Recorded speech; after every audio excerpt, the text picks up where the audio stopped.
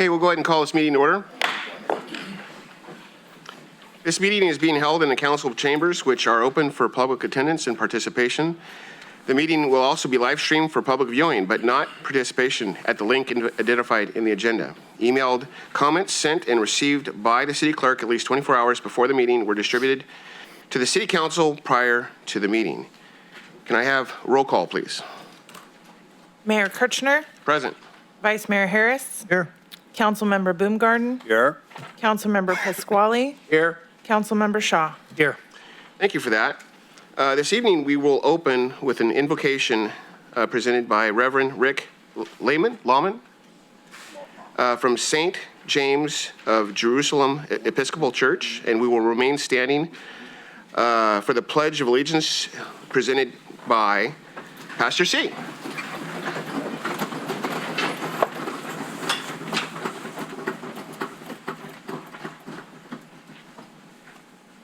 Let us pray. Good and gracious God, author of all our freedoms, guide, we pray, our officials in their decisions that the rights of all may be protected and our community enabled to fulfill your purposes. We pray you send down upon these who hold office in Yuba City the spirit of wisdom, charity, and justice, that with resolute purpose they may faithfully serve in their offices to promote the well-being of all people. Renew the ties of mutual regard which form our civic life. Guide our leaders in finding solutions founded upon your love and grace that bring an end to the violence in our land. Enable us to eliminate poverty, prejudice, and oppression, that peace may prevail with righteousness and justice with order, and that men and women from different cultures and with differing talents may find with one another the fulfillment of their humanity. All this we ask in your holy name. Amen. Amen.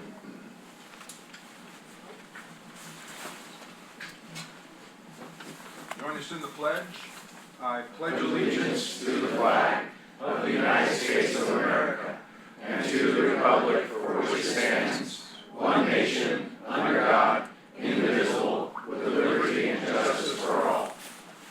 Thank you. You may be seated.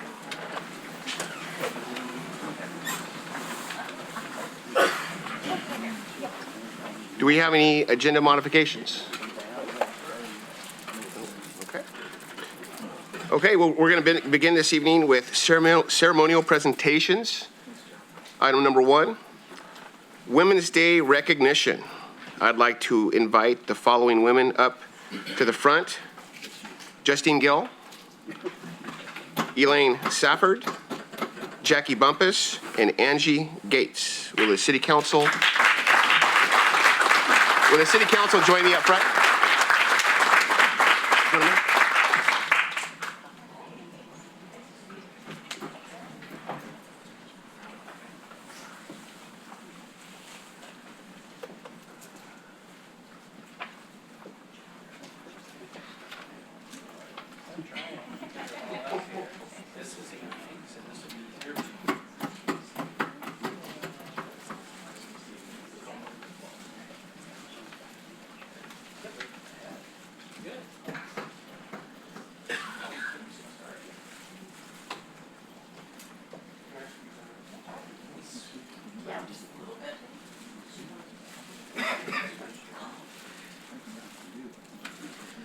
Well, this feels awkward for the simple fact he's now the mayor and I'm standing in the middle with the mic, so we'll start with that tonight.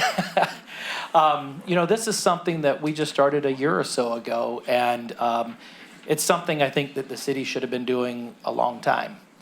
And, this year I took a little bit different approach, and I reached out to people that I knew in the community because we kind of tend to run our own circles. And I said, who do you think is deserving of this? And one name rose right above the top, and that was Jackie. And, as I learned more and more about you from, I don't know how you do this, you don't ever sleep, but you serve on the boards, you're a deacon, you raise money and awareness for women and children with a lot of different organizations here. Plus, there's that little company that you kind of have as well here in the community. So it just shows that when people put their minds to it and people want to give back to this community, they can and they will. And I'm honored to be the one to present this to you, and thank you for allowing us to recognize you for being one of our women in history in Yuba City that leads our community, and just thank you for all you do.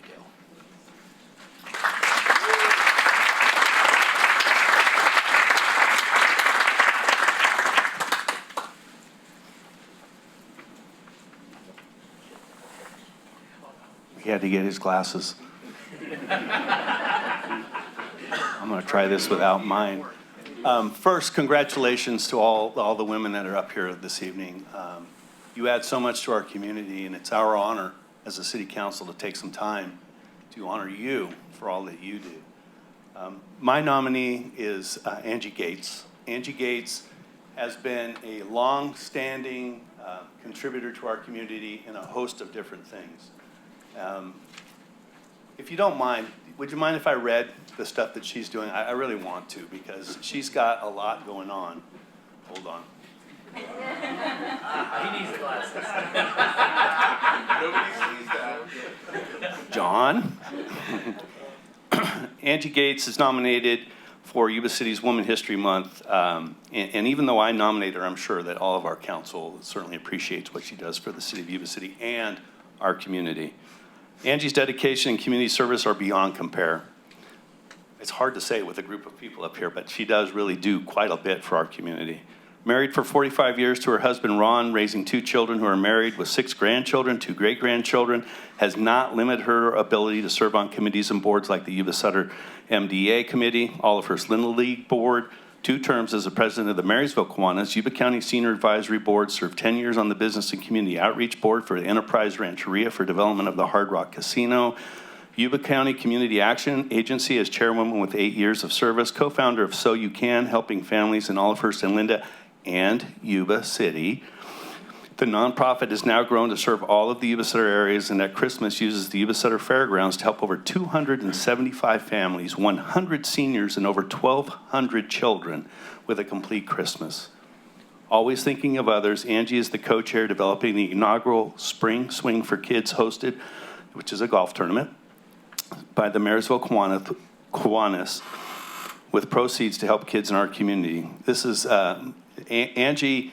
And that's just a small piece of what she does for our community. And even though a lot of it sounds like it's Yuba County, we always think of ourselves as part of a community. And Angie certainly represents somebody who goes across the river. The river's not a boundary. And that's the reason I felt it was important to recognize you for all you do for us over here in Yuba City and our community. Thank you, Angie. You're a gem.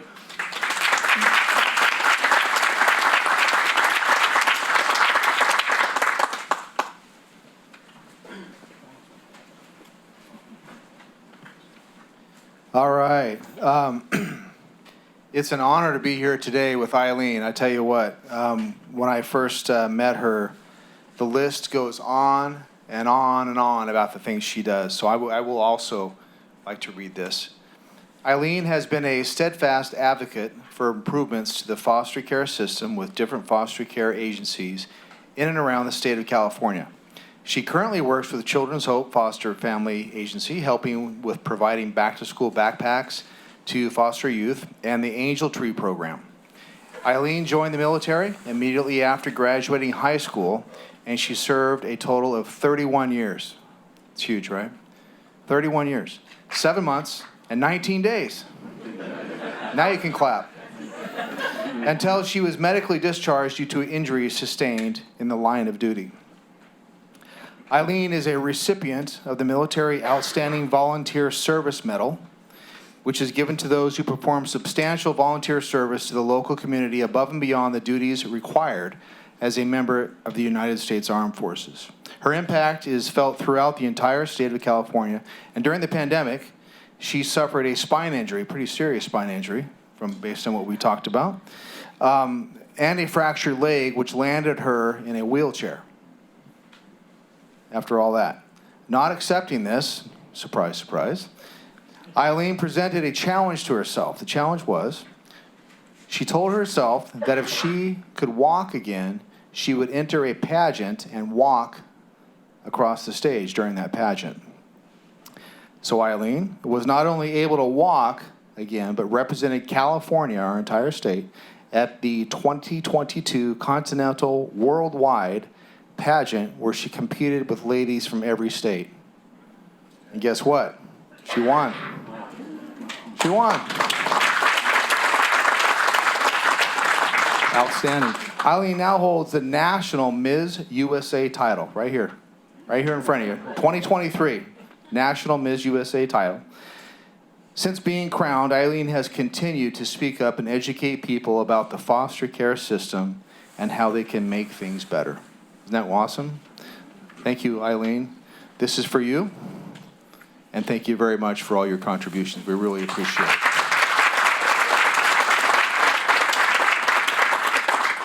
Thank you.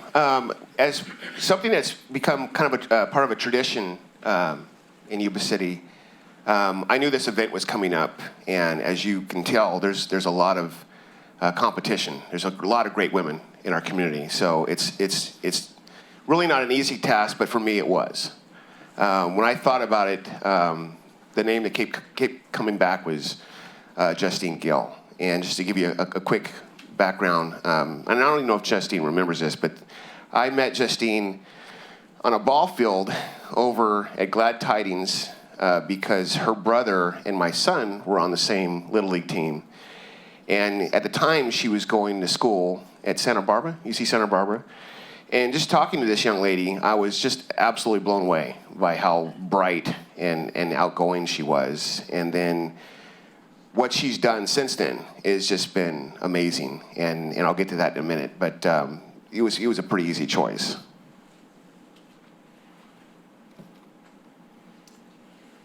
So just some of Justine's accomplishments. Justine is Yuba City's Women History Month Spotlight participant. Mayor Kirshner nominated Justine for her drive and commitment to giving back to her community. Justine graduated from the University of California, Santa Barbara, where she majored in psychology and had a minor in applied psychology. Justine is currently working on her MBA at CSU Chico. Go Wildcats. Go Wildcats. She is an example of a servant leader, starting when she was vice chairman for the Yuba City Youth Commission, and now one of the newest Yuba City Planning Commission members. Amazingly, Justine is also the president of the Graduate Business Association at CSU Chico, where she works with faculty to create additional tools and resources for MBA students. Because of her drive to serve, she is also the treasurer for the Early Riser Kiwanis Yuba City, a board member of the Sutter County Community Action Agency, Yuba Sutter Chamber of Commerce Government Affairs Committee, and a member of the General Plan Committee through the city of Marysville. So yeah, that's a lot, isn't it? So Justine, this is for you. Thank you.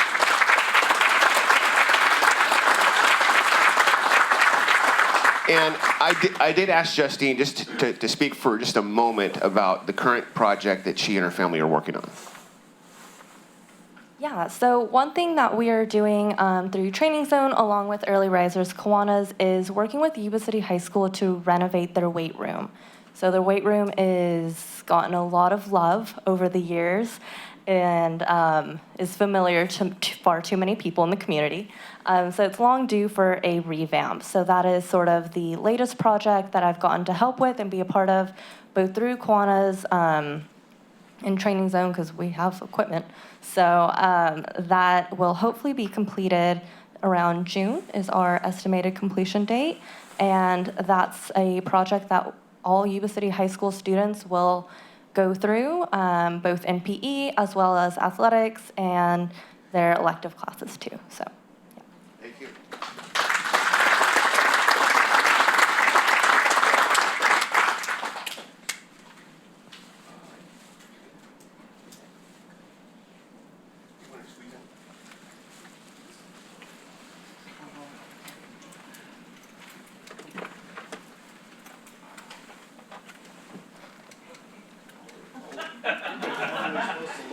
You guys are popular.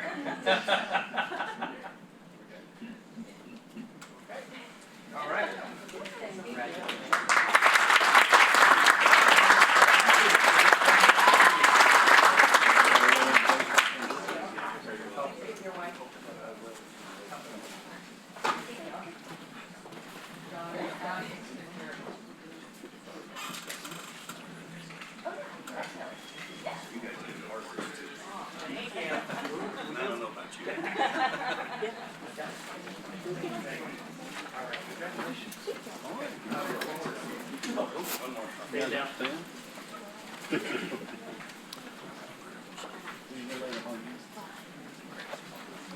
Okay, we also have the Harkey House 40th Anniversary Proclamation.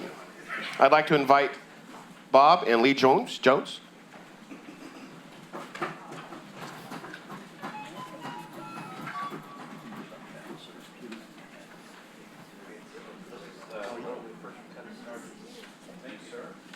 Thank you.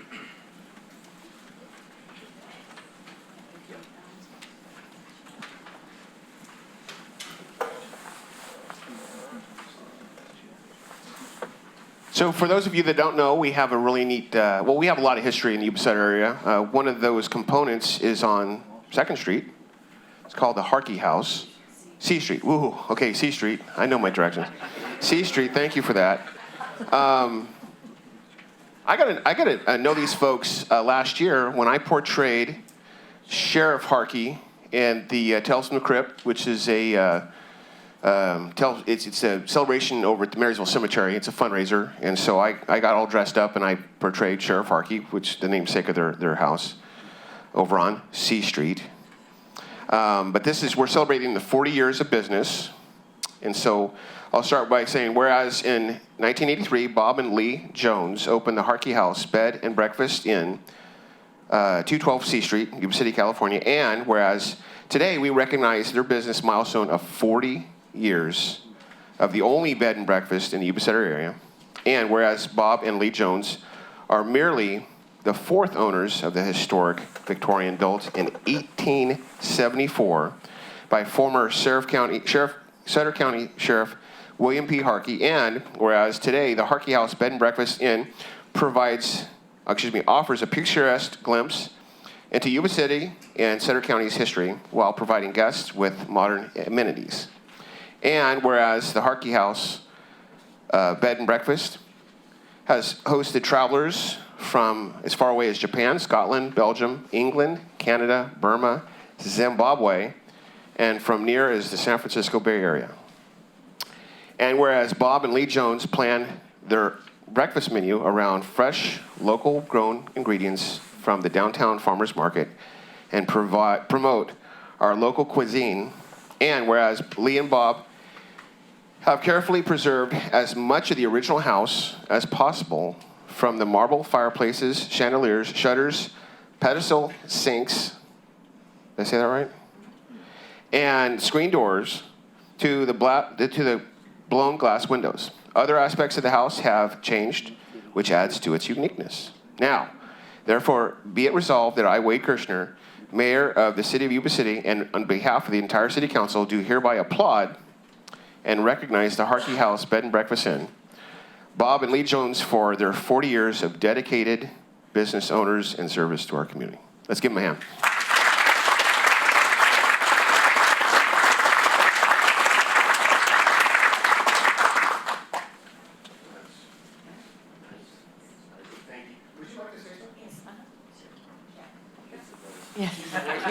Thank you. It's an honor to be here this evening. And when we opened our doors March of 1983, we had no business plan. It just kind of evolved. And every time Yuba City got better and better, we got better and better. Downtown Yuba City was renovated over 2 million. Gaucher Park renovation was a great enhancement. At the same time, technology was developing. Yesterday, I was talking to an innkeeper, texting an Airbnb and B&B in Ohio.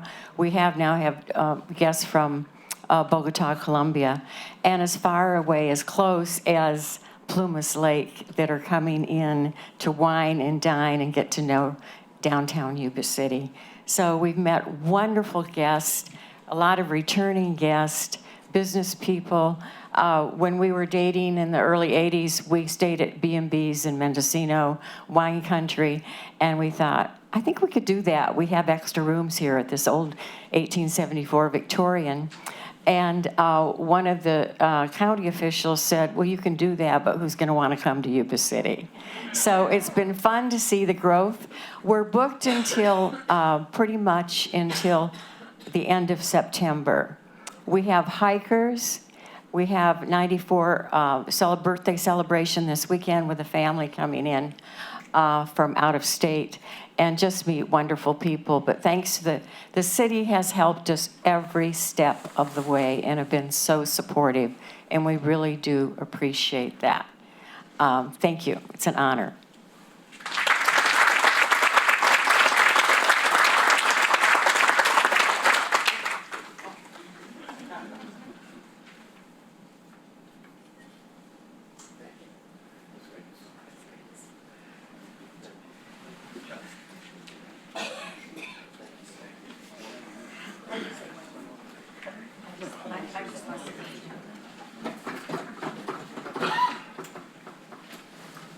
I just want to say one more thing.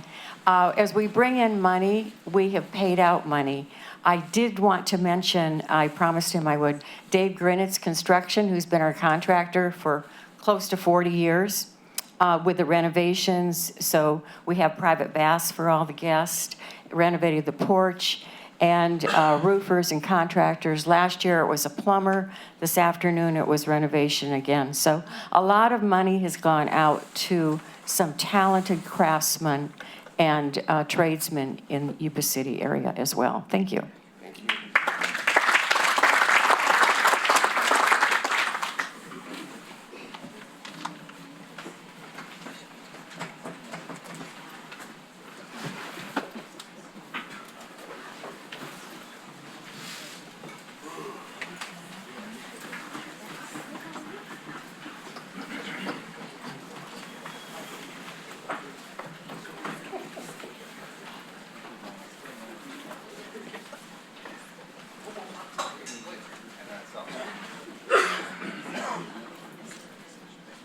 Okay, item number 3, Project Hope presentation presented by Chris Champlin, President, Adventist Health and Rideout.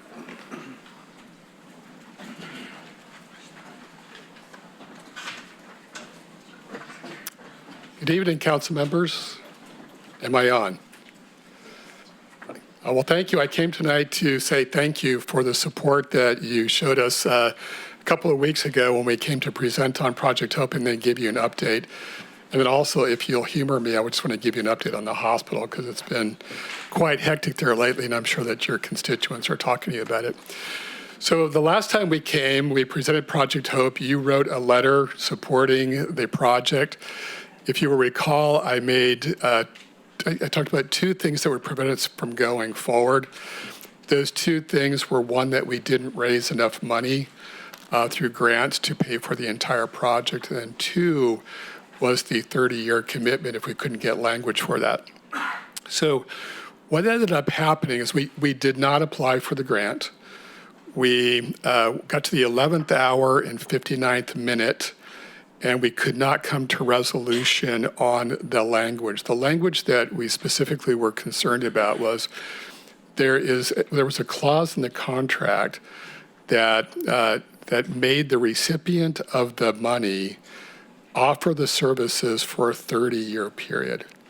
It also put a deed restriction on the building for 30 years. The deed restriction was okay, but what we were most concerned about was that provision of services for 30 years. The contract language said, this is my wording on it, that if the recipient of the money could not provide the services for the duration of the 30 years, they could get an alternative organization to come in and provide those services, so long as the Department of Healthcare Services approved of that new provider. Unfortunately, in this community, we were the only provider. So we went to the state and we asked for a language modification that was something to the effect of, if the original provider cannot provide the services for the duration of the 30 years and works with the Department of Healthcare Services in good faith for fill in the blank X period of time, and a new provider cannot be found, then the original provider can sunset the program. The state couldn't give us that language change. Their attorneys looked at it and said, the project is already in play. The RFP has already gone out. Applicants are already applying for it. We can't change midstream. So our attorneys looked at it, their attorneys looked at it, we went back and forth, and we couldn't come to resolution on that one point. So unfortunately, we were not able to apply for that round of BCH funding. That said, we're not dead in the water. So there's another round coming. Ashton Phillips is with me this evening. You know Ashton. Sarah Eberhardt Rios had wanted to be here, but family matters prevented her from being here tonight. So we're regrouping. There is pathway grants. I think we talked about that the last time I was here. Somewhere in the neighborhood of around $8 million that we're going to find out this month. On April 5th, we're having a reconvening meeting where we're getting back together with all the parties and looking at different ways that we can go forward with this project. So we're not giving up. We're going to take a look at a couple of different things. One is if we can identify a potential provider to be a backup if that provision cannot be changed in future rounds. Also, we're going to continue to work with the state to change that language in future rounds. I'm going to start looking at private partnerships. We'll start looking at different ways to raise funds.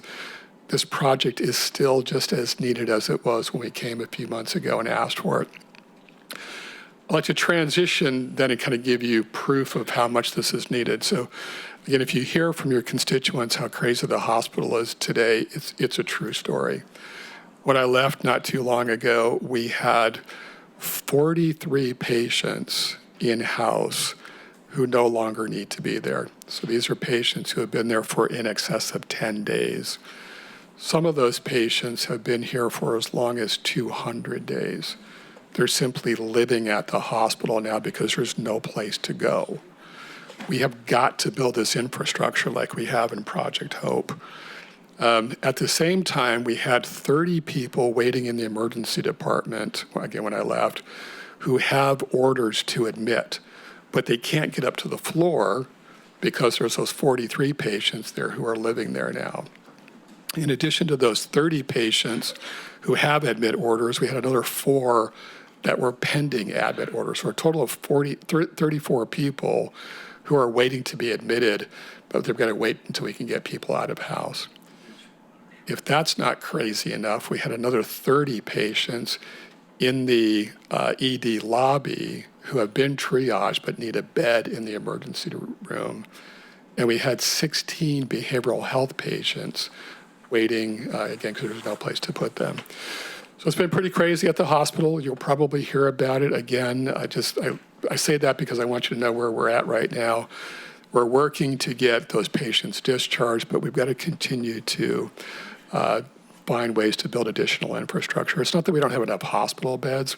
It's that next layer down, right? It's the subacute. It's the crisis stabilization. It's the long-term care that we really need to free up those patients who are now just living at the hospital.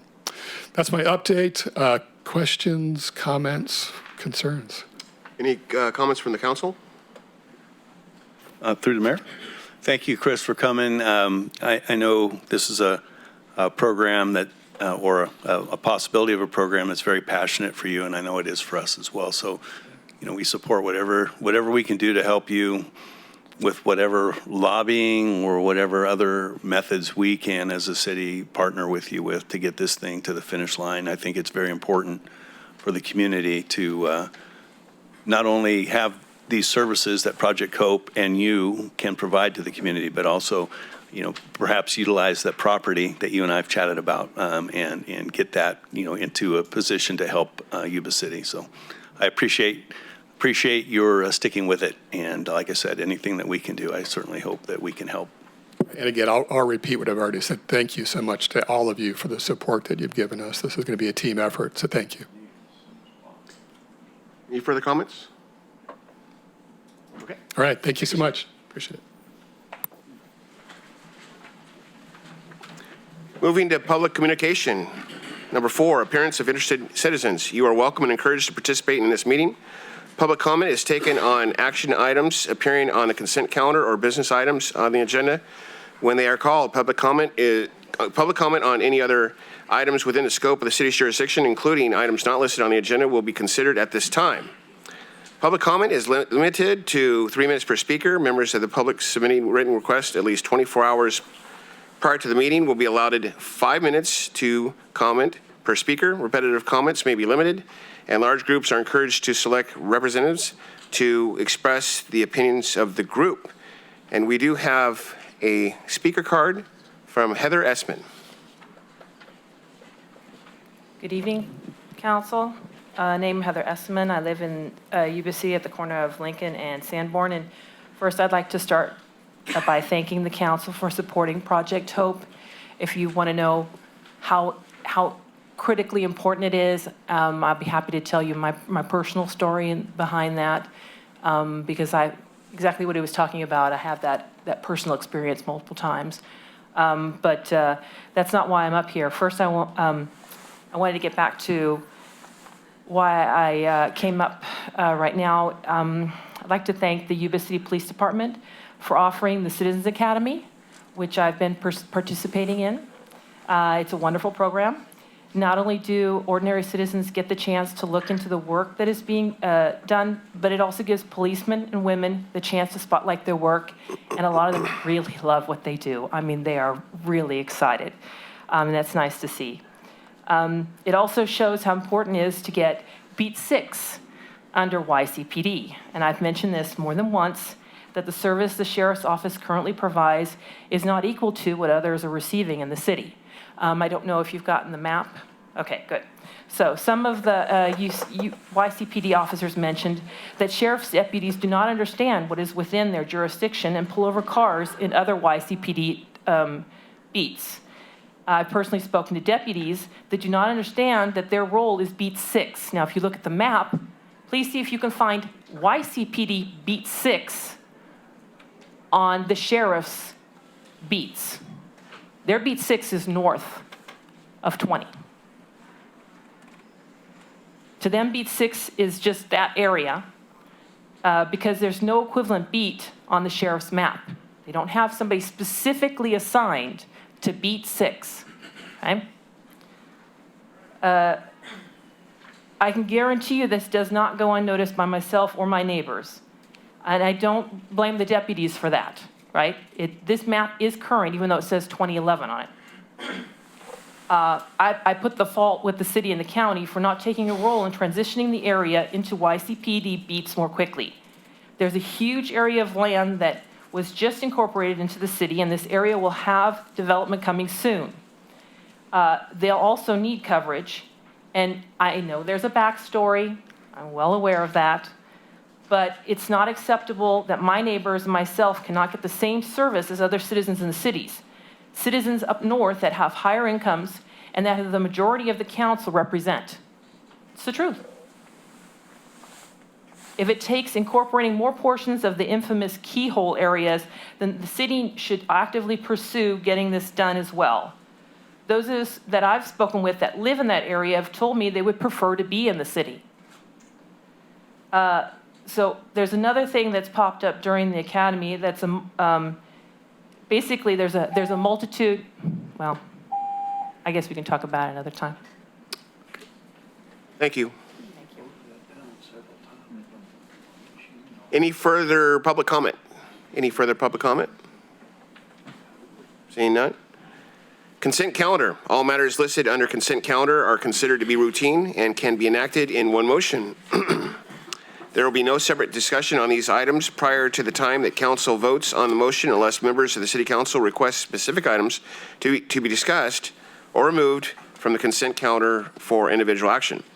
Do we have any comments from the public on consent calendar items 5 through 8? Any public comment? Any public comment? Okay, I'll bring it back to the council. Through the mayor, move to approve consent calendar items 5 through 8. Second. I've got a motion from Vice Mayor Harris and a second from Councilman Shaw. All those in favor say aye. Aye. All those opposed? Ayes have it. Motion carries.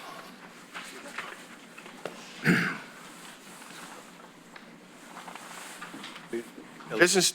Wind out here. What's it? Oh, is it? Yeah. Business items. Number 9. Yuba City Lighting and Landscaping Maintenance District Number 6, Zone of Benefit A1, Spirit Drive Parcel Map, presented by Josh Wolf, Associate Engineer. Floor is yours, sir. Good evening, Mayor and members of the City Council. Tonight, I'm here to talk to you about the annexation of Yuba City Lighting and Landscape, or Spirit Drive Parcel Map into Yuba City Lighting and Landscape Maintenance District Number 6, Zone of Benefit A1. So this first picture I have here is showing in the thick bordered area is the existing Zone of Benefit 6, Zone of Benefit A1 in District 6. It was created for the River Valley Commercial District in 2005. The subject area that we are looking to annex into said district are these proposed parcels 1, 2, and 3 that are south of State Route 20, north of Spirit Drive and River Valley High School, east of El Margarita Road, and west of Harder Parkway. So, as I'd said, existing Lighting Landscape Maintenance District 1 or 6 Zone of Benefit A1 was established in 2006 for the River Valley commercial development. The fee per parcel or per acre for the operation, maintenance of landscaping, irrigation, and street lighting. The fee was determined based on the annual maintenance costs at that time in 2005. So for some background, Spirit Drive Parcel Map is requesting to join into the zone of benefit as required by their conditions of approval. In order to determine the assessment for this new area, staff needed to look at what the original assessment value was in 2005 and inflate that to current dollar value in January of 2023 using the Consumer Price Index. The process of annexing into an existing district consists of adopting multiple resolutions, holding public hearings, and observing majority rights of protest. Now, this process can be expedited by using, getting a request, or having the property owners that want to annex in requesting that the public hearing process be waived for their part. The authorized representatives of Spirit Drive Parcel Map have done so. They've waived their public hearing for this.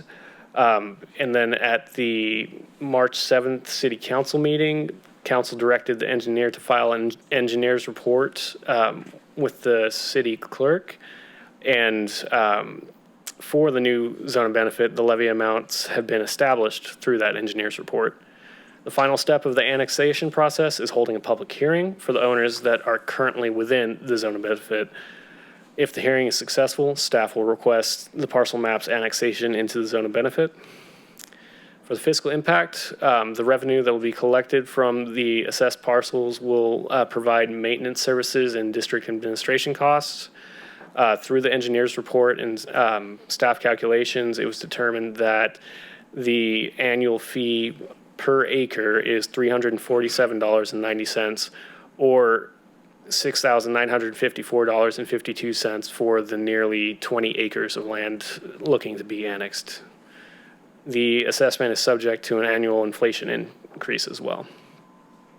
So for an alternative, the one alternative that we do have is to not adopt the resolution and to fund the operation and maintenance of streetlights, landscaping materials, and irrigation systems from alternative sources. Staff does not recommend this. What staff does recommend is to, 1, conduct a public hearing, and 2, adopt a resolution confirming and ordering the annexation of the parcel associated with Spirit Drive Parcel Map into existing Lighting Landscape District Number 6, Zone of Benefit A1, and then establish a levy of assessments for the annexed territory.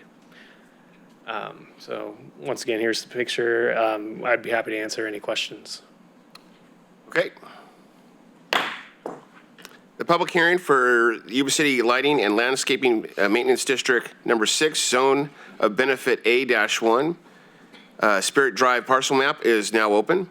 If there are any members of the public who would like to address the council on this issue, please provide your statement via public comment and state your name and address for the record. Do we have any comments from the public on this item? Any public comments on this item?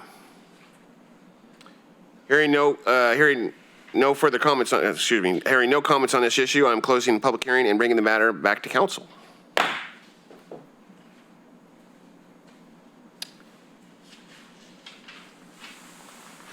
Yeah.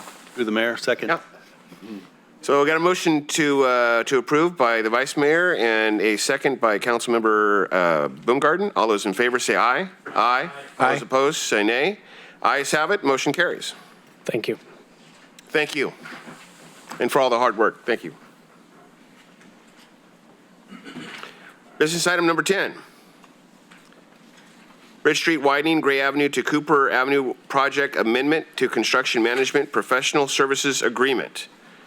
This is presented by Kevin Bradford, Deputy Public Works Director, Engineering. Floor is yours, sir. Thank you, Mayor. Good evening, Mayor and members of the council. Item 10 before you tonight is not the project award for the Bridge Street widening. It's actually, as you noted, the amendment to our construction management and inspection services agreement. Okay, so the project limits for the Bridge Street widening are actually from Gray Avenue to Cooper Avenue. We've got a figure here that I can circle back to with any questions council might have. A couple photos of current conditions as of yesterday, actually, when it was nice and sunny. The picture on the upper left is taken looking west towards Clark Avenue, and the picture on the right is from about Maple Park, also looking west towards Gray Avenue in the background. And again, I can circle back to these with any questions council might have. All right, so work that we've provided, work to date. Council awarded the construction project to Knife River Construction in March of 2022. And along with that, Council also awarded a professional services agreement to Knight CM Group to provide construction management and inspection services on behalf of the city. Construction started in May of 2022, and the first order of work was to perform potholing to identify the location of any existing underground utilities. And right out of the gate, we found several conflicts with the proposed pipelines that we need to install as part of the project. So Knight CM Group basically had to go through a redesign of our proposed pipelines, and along with that, they basically were keeping the contractor productive on contract work so that the city was not exposed to any delay claims from the contractor. Along with this, the Rule 20A project, council actually identified this portion of Bridge Street as the top priority for Rule 20A funds. And I can go into more detail on that if council desires.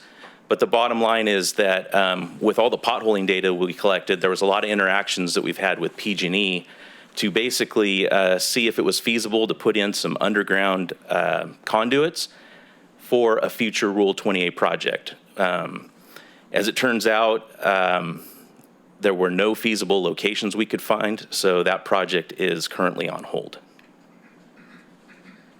Now, despite all the potholing and coordination with PG&E, we have completed quite a bit of work out there. The sewer main is complete. Storm and water mains are estimated to be about 95% complete. As you've driven through there, you've seen that the temporary traffic signals have been installed and that the site has basically been winterized, and the project's under a suspension right now due to wet weather. Remaining work to be completed, we basically need to complete the water service connections to the houses that are on the south side of Bridge Street. We also need to connect the new water main that has been installed to our existing city system. And then once that's connected, we can remove the existing water main, which will allow us to complete the storm drain laterals and complete the fire hydrant tie-ins. Then we get to the real road work. That will be a roadway excavation where you're cutting down a couple of feet of the existing ground. You're building the curb gutter and the sidewalk. You're doing the landscape medians with all the irrigation infrastructure. And then you're building up the road base and doing a paving. And then on the electrical side, we'll install the new traffic signals, new street lighting, and the final phase would be the striping and signage. So all of this remaining work is currently estimated to take another 8 months of construction. We're estimating, or we're basically monitoring the weather forecast at this time and planning to meet with the contractor next week to look at opportunities to restart the work. Some of that underground work that needs to be completed is not so weather dependent, so we can get a jump start on that possibly. But we really need a good chunk of consistent dry weather to get into the roadway work. Assuming an April 3 restart, which that's not set in stone, 8 months puts you in basically November to complete the project. All right, so that's an update on the project, but the real reason we're here is to talk about the amendment to the CM contract, right? So Knight CM's group's initial contract was for about $815,000. That assumed 180 working days on the construction contract, which works out to be about 9 months. Despite being into the project for now about 10 months, I actually have an update on that number. I got an invoice yesterday, and so the remaining amount is actually $115,000, but that's through the end of February 2023. So Knight CM Group has done actually a good, how do I go backwards here? Oh, there we go. Knight CM Group, in my opinion, has done a good job, maintaining their budget and not parking employees on the project. They've actually, gone on to other projects when there was nothing to work on here. And then I've asked them to basically give us what I consider to be or hope to be a very conservatively high estimate of what it would take them to finish out another 8 months of construction. The number they come back with is $458,000. It's important to note that that the city would only be invoiced for actual costs. That's a not to exceed amount. And as I mentioned previously, Knight CM Group has done a good job of managing their budget. And what does that get you? That gets you assurances that the city, state, and federal requirements will be met, not only from a design and construction standpoint, but also from a funding standpoint. We do have $2.8 million of grant money from the state on this project, and that comes with strings attached in terms of how you report and monitor construction work.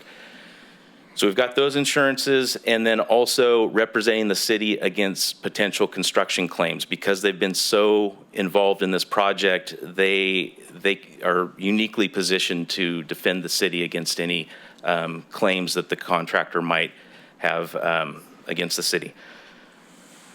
And as I'll mention here in a couple of slides, staff feels that based on a lot of what I just described and a couple other items, that it would be in the best interest of the city to keep Knight CM Group on and amend their contract.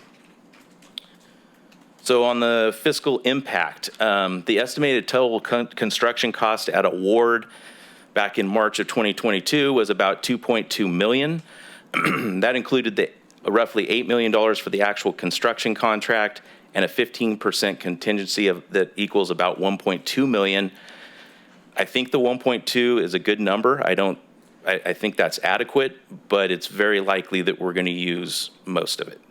The $962,000, that's where that was a combination of city staff time, Knight CM Group contract, and also services during construction for our engineering firm, which was MHM out of Marysville. Staff proposes to use unallocated TDA funds for the additional $458,000. There's approximately $900,000 available in unallocated, so we're using a little over half of what is available.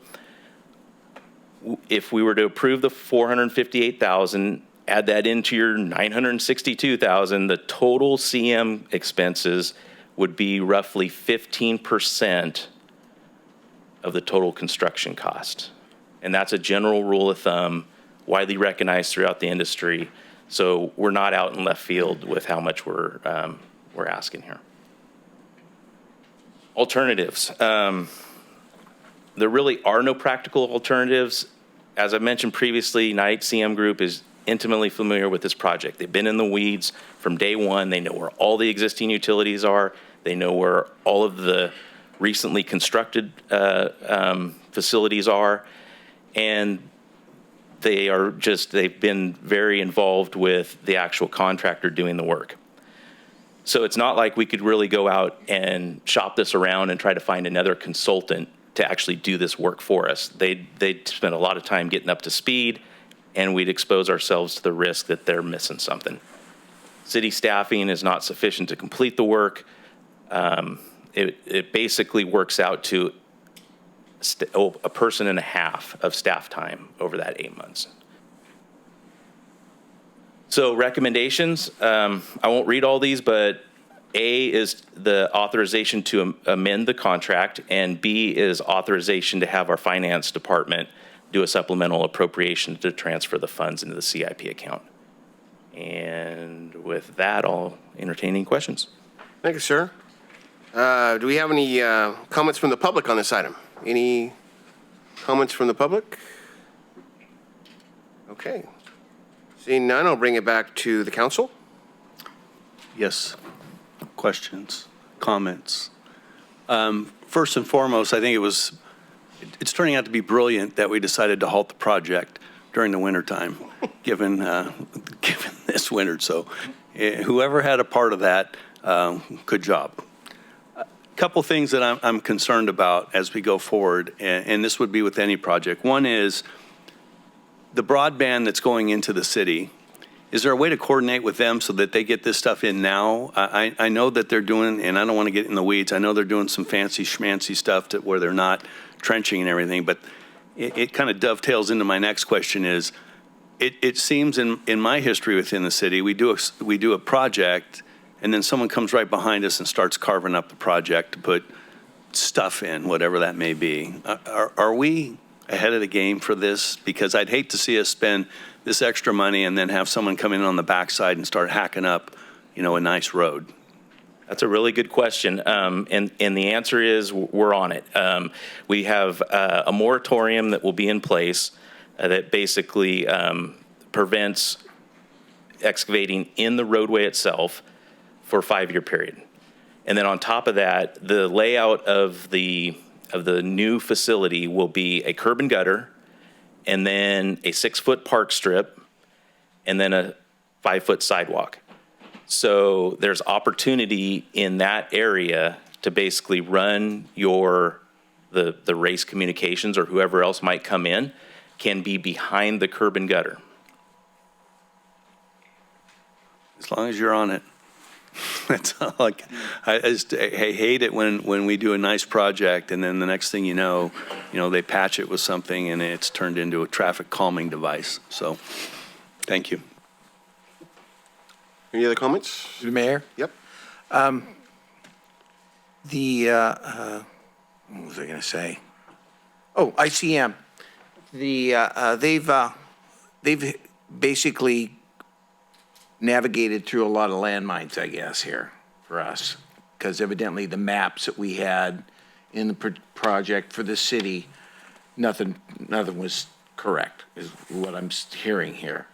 So, okay, all right. And I'll take responsibility for a lot of that, because if I had to do this project again, I would do a lot more of this potholing up front. A lot of times we try to save a little bit up front and don't want to spend the money, but in the end, it can slow things down.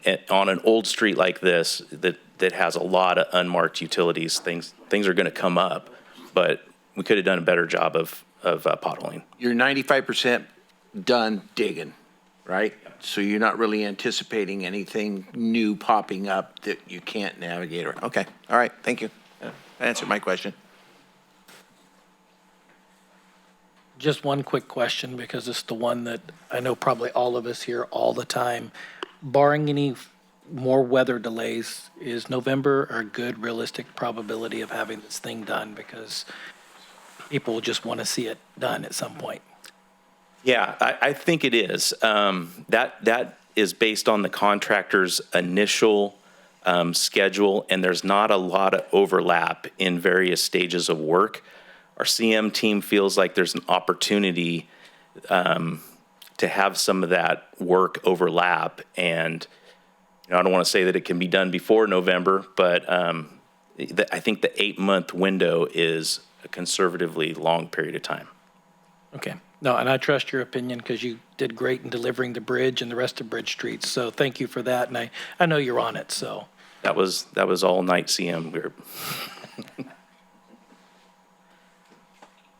So this is one of those situations where you really don't know what you're going to find until you start digging.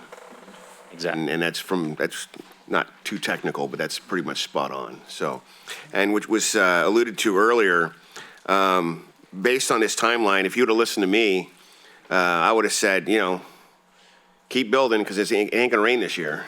And so it's a good thing. It's a good thing you didn't. So thank you for that presentation. If there's no further questions, so I'll bring it back to council for action.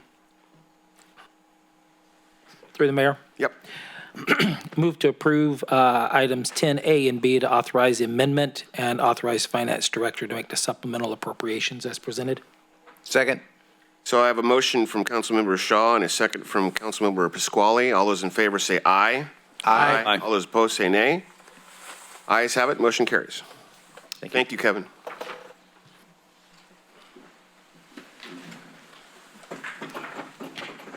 Agenda item number 11, Walton Avenue Improvements Preliminary Engineering Services Award, presented by David. I was going to let you try, Mayor. Good evening, Mayor, council members. David Gianco, Public Works Engineering.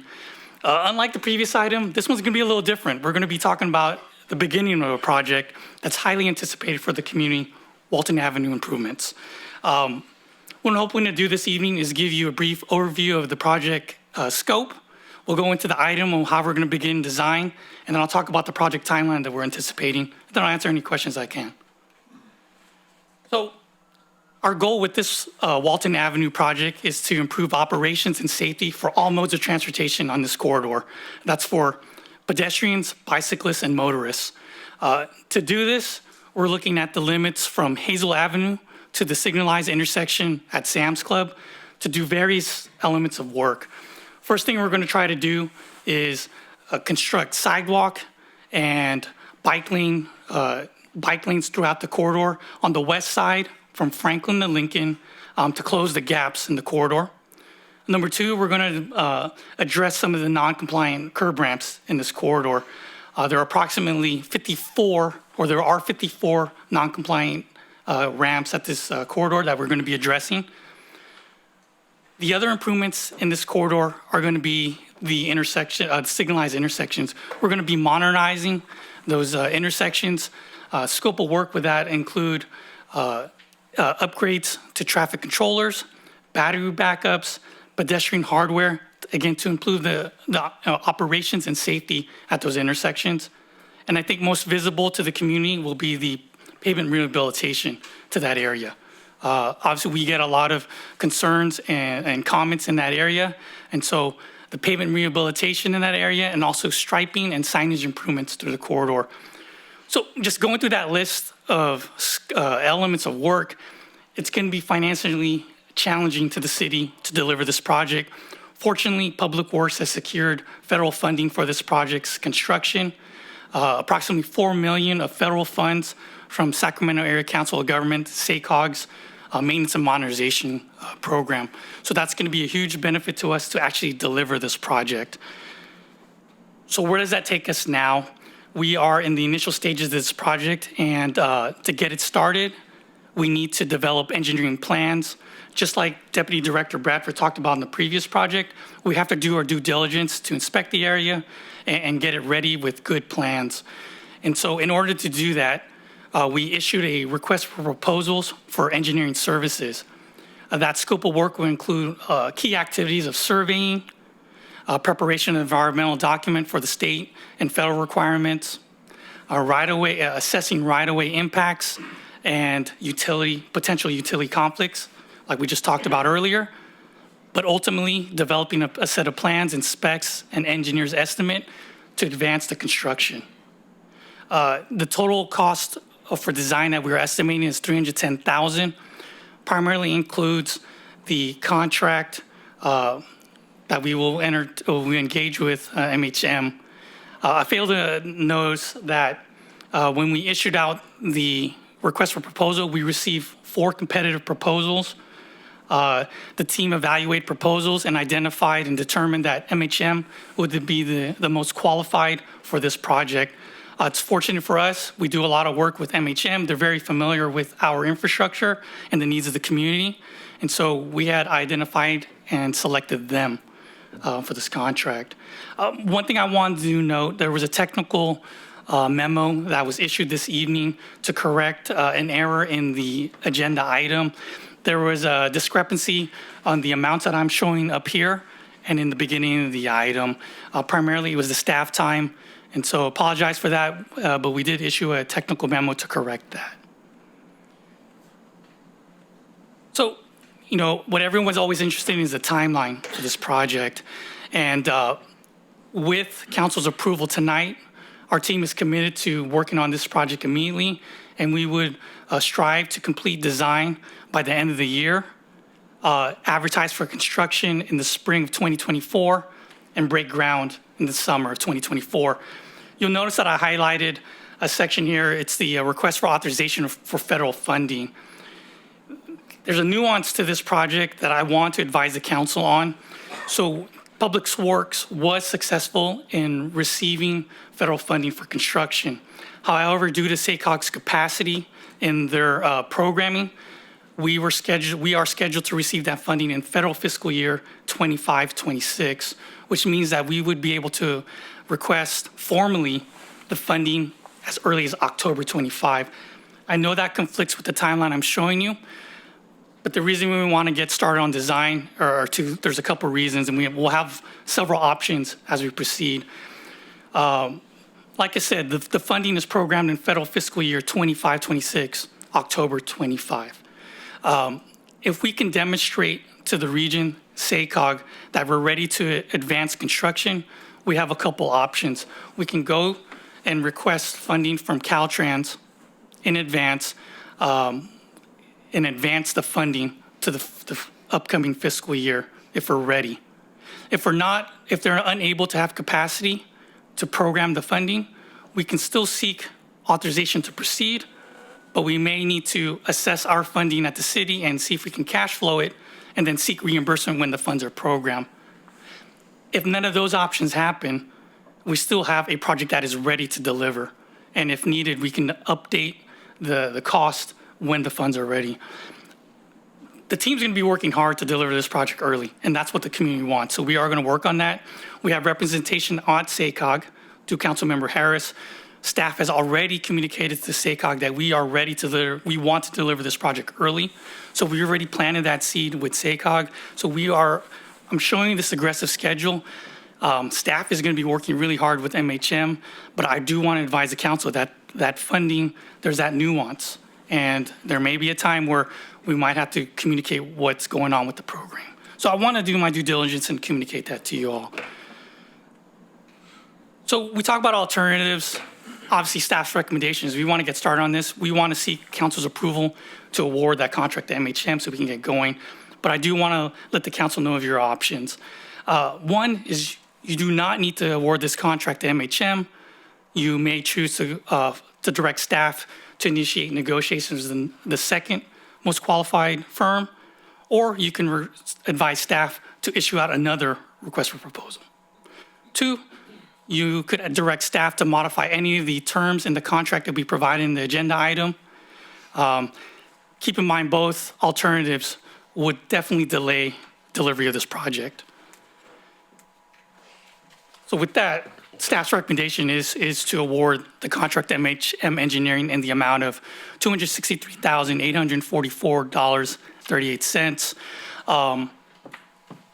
We are very excited about this project. We know we've heard from the community, we've heard from the council. This is the first step to get the project going. It's critical for us to secure a good firm to support staff in developing this project. So with that, that concludes my presentation, and I'll be happy to answer any questions. Thank you for that, David. Do we have any comments from the public on this item? Sorry, just real quick, Heather Esseman again. So, of course, I'm sure that you've all gotten the newspaper, right? But anyway, so this is the design phase, is my understanding. Then I'm hoping there'll be some community input, I don't know, but just so that you know that I usually ride my bike. Of course, the weather hasn't been the best, and it keeps getting a flat tire because of the streets, the quality, whatever, the cleanliness. But anyways, so one of the things that I have really lamented when riding my bicycle is something that when I was in high school in Woodland, they had plenty of, which are those little pedestrian, the buttons, I don't know what they're called. And they are located on the street, so when cyclists come up, they just hit that. I don't have to ride up onto the curb and hit the button. I don't have to go on the sidewalk then instead because there's cars right there, so they're always trying to left turn, like on Walton and Franklin. It's really tight right there, so they come in and you can't ride your bike there. So I have to go up on the sidewalk to hit the button, that type of stuff. So if there's any way to implement one of those along the way so that people don't have to push those buttons up there, because I mean, if Woodland can do it 30 something years ago, don't want to date myself, right? Then I think that we can provide that, because up to now, I think I've only seen that once somewhere in the city. So if there's any way that we can get some public participation or something, that would be awesome. Thank you. Thank you. Any other public comments on this item? Any further public comments? Yeah, I'm sorry, David. Ms. Esseman, thank you for your comments. I did fail to communicate some of the other major tasks in preliminary engineering is absolutely community outreach. Those were tasks that we have outlined in the request for proposal. So we are absolutely doing that. Talking about those other intersection improvements and traffic signal upgrades, those are things that will be evaluated during design. Thank you. Any further public comments? Okay, I'll bring it back to council for discussion. Through the mayor? David, first of all, thanks for bringing this to us. Back to kind of where we started earlier with public comment tonight, things not on the agenda.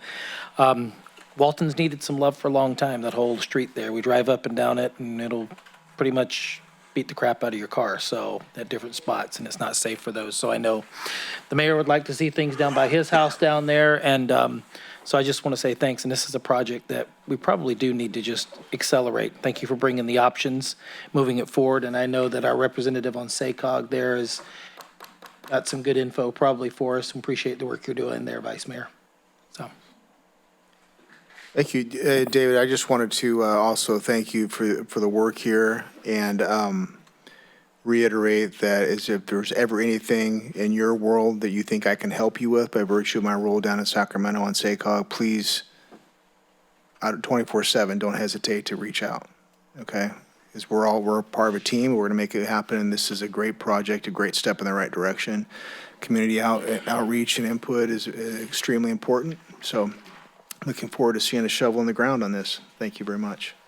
If there's nothing else, I will move to approve unless someone wants to. Yeah, go ahead. So thank you for that, David. This is one of those things that we could sit down, you and I could sit down and talk about this all night, but I don't plan on doing that. It was my understanding that the dollar amount that was awarded from SACOG back in 21 was 3.5. Is that correct?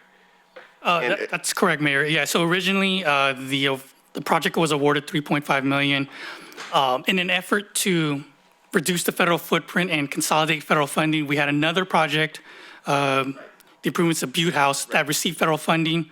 We worked with SACOG to consolidate the funding to federalize only one project. Right. It added up to $4 million. So thank you for that. My question is, $4 million in 2021 and $4 million in 2024 is two different things. My question is $4 million going to be enough? That's a great question, Mayor. That's why we are trying to accelerate the project as soon as we can. Just like we've seen with other projects, it's unknown in construction, but we've seen everything going up. As with all projects, we either need to secure additional funding or we need to reduce scope. So that's the urgency of the timeline. And I wish I could answer that question. That is our best estimate at time of application and currently. But that's why we'll be working within MHM to refine that engineer's estimate. Thank you. All right. Bring it back to council. I'll second the vice mayor because he's out. So I had a motion from the vice mayor, and I have a second from Councilmember Shaw. All those in favor say aye. Aye. All those opposed say nay.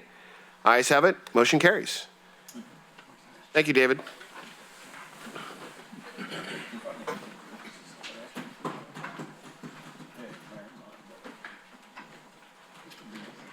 Okay, item number 12. Merriment Village Apartments Proposed Habitat for Humanity Homekey 3.0 project presented by our city manager, Diana Langley. Good evening. It's interesting tonight, the number of people in the audience, because when we did a community workshop for this project, the council chambers had quite a few more people. And so the item before you tonight is we're going to do a presentation about the project, get some direction from council related to support for the project, and then if there's support, we would bring it back at the April 4th meeting. For the format, I'm going to start my presentation, break midway, turn it over to Joseph Hale with Habitat for Humanity. He's going to talk about specifics of the project and then bring it back to me to wrap up my presentation. So as you all recall, about a year ago, Vice Mayor Harris and Councilmember Boomgarden started on an ad hoc committee to evaluate potential Homekey projects in Yuba City. And we've been diligently working with Habitat and Thurman Consulting and staff to try to identify locations for potential Homekey projects. We looked at several existing hotel-motel sites in Yuba City. As the Habitat team, Joseph reached out to those property owners. Either the sites didn't really fit well for conversion to affordable housing, or you had property owners that had really high expectations of what the value of their property was, and it just couldn't pencil out. We then transferred to looking at vacant properties, looked at a couple and landed on a 7.47 acre parcel located on the east side of Walton Avenue, north of Franklin, south of Annika, and Neal Drive is right here.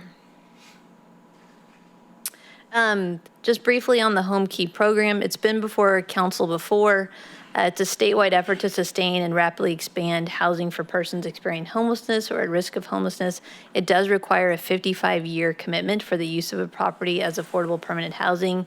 Habitat for Humanity would be the owner and property manager for the site, with multiple agencies involved in support services.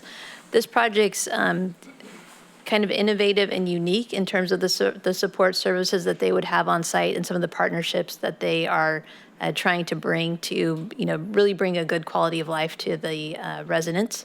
The Homekey funding would not be enough to fund the entire project, and so the Habitat team is looking at other funding sources, and then the notice of funding availability for Homekey 3.0 is expected to be released soon. So with that, I'm going to turn it over to Joseph to get into the specifics about the project, and then we'll bring it back to me.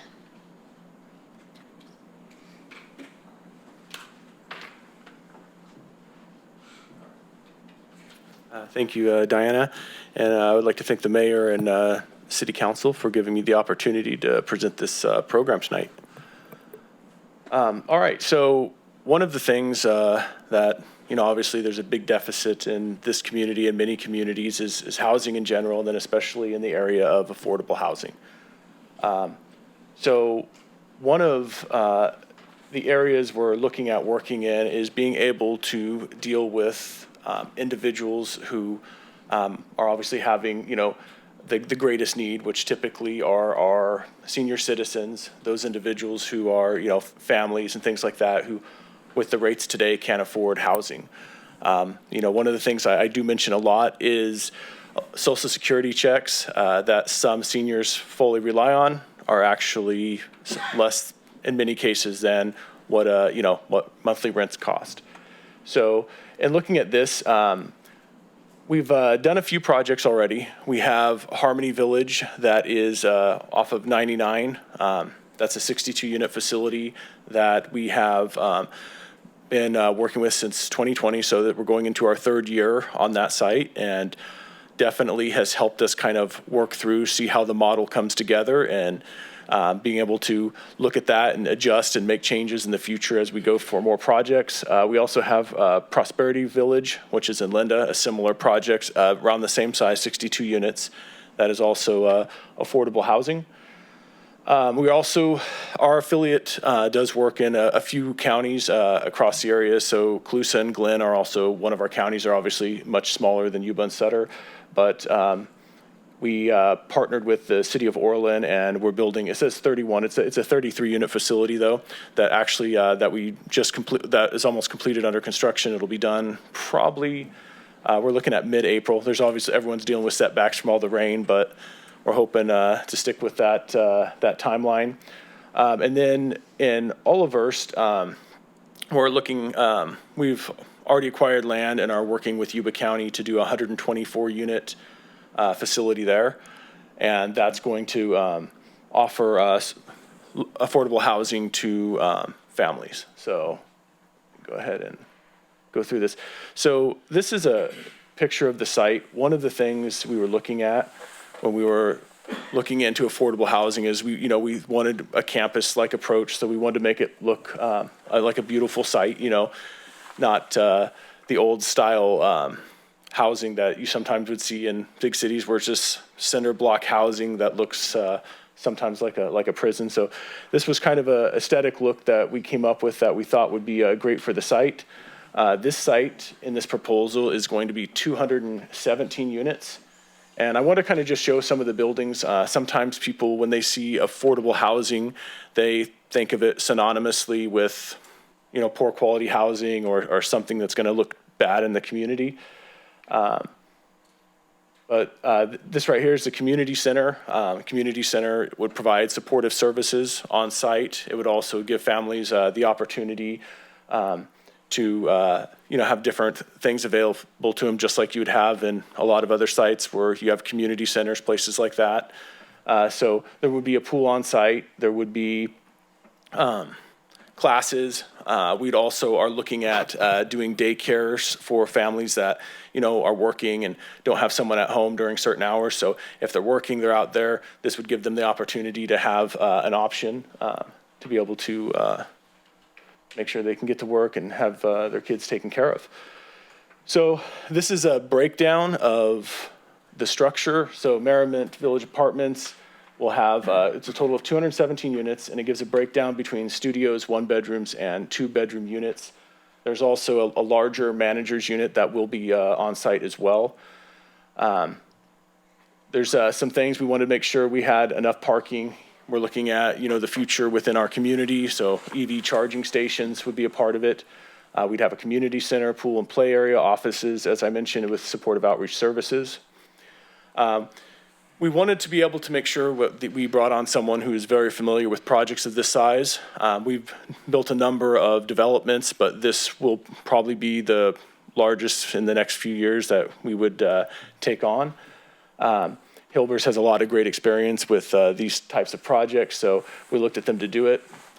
We determined that between the families, individuals, couples that would be on site, we'd have between about 410 and 475 people who would live on the site. All of those individuals would be in the range of very low to very low income. Seniors would obviously probably be at that lowest range where families might be making more towards those middle income ranges. So this is a project timeline. So in going over this, one of the important things to know is obviously there's a lot of moving parts. Right now we have placed we do have the property in escrow. So we have site control, which is often required when you're submitting grant applications or putting funding towards projects.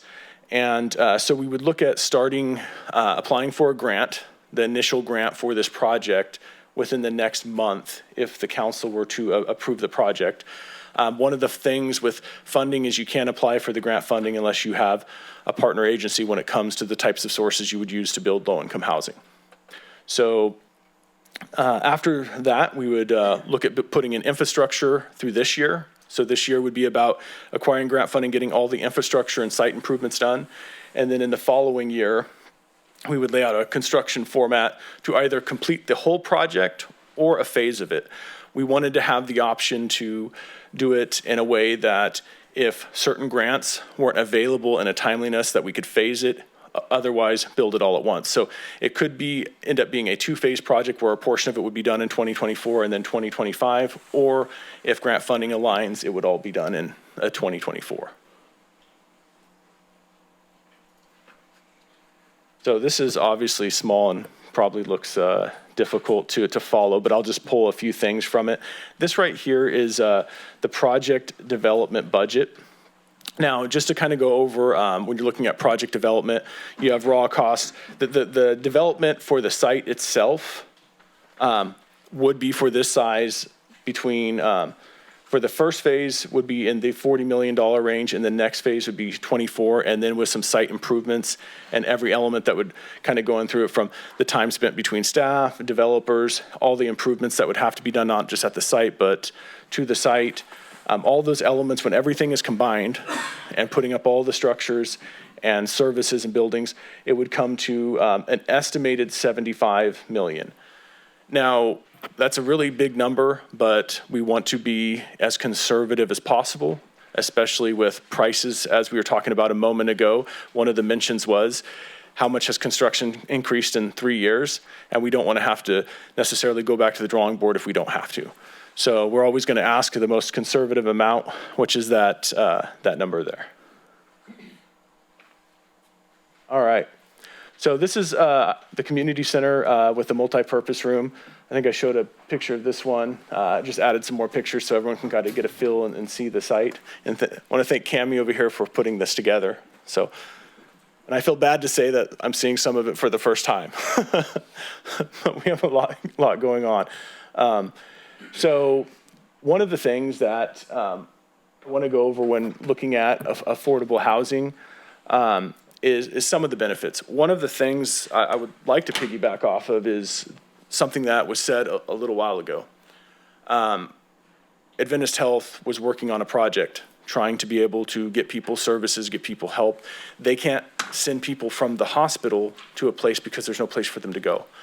So the hospital, at whatever their rate, which probably is a few $1,000s a night, I would imagine, for the rooms and being able to provide all the nursing services and things like that, is taking the place of an apartment that would cost much less than that. In terms of what it would be a month, we're talking 100 times less than what they're spending having to deal with it there. So it just makes things, I think, a lot easier for everyone when they have a place to go at the end of the day. And also, we're going to be able to navigate people better. So those who have, more severe issues, who may not be great in housing, have an opportunity to go to another service. So those are some elements, I think, that make it really important to handle and solve this issue, because the greater expense is what businesses have to deal with. People sometimes sleeping in front of the building, all the different elements that happen when you don't have affordable housing. We're seeing the biggest move of senior citizens into homelessness or at risk of homelessness. Many of them are moving in with relatives, and sometimes there's a level of humility that comes with that, because they want to know that, I worked my life. I want to be able to have a place of my own where my kids can come and visit me. Those kind of elements that would be in place if there was more housing available. So this is one of the reasons why we look at this as something that's of great importance within the community. We think with this project that we found a great builder who we think can do this. We think we have a great team that can make this happen and is wonderful at navigating the process, and working with the city to make sure that we're finding the right locations where these services could best be provided. All of those elements together, I think, works towards making this a very successful project in the community. And I think with that, if I can. Oh, there's one more click. All right. Is there any? Oh, there we go. Happy family. Oh, and John. Of course, John got in there somehow.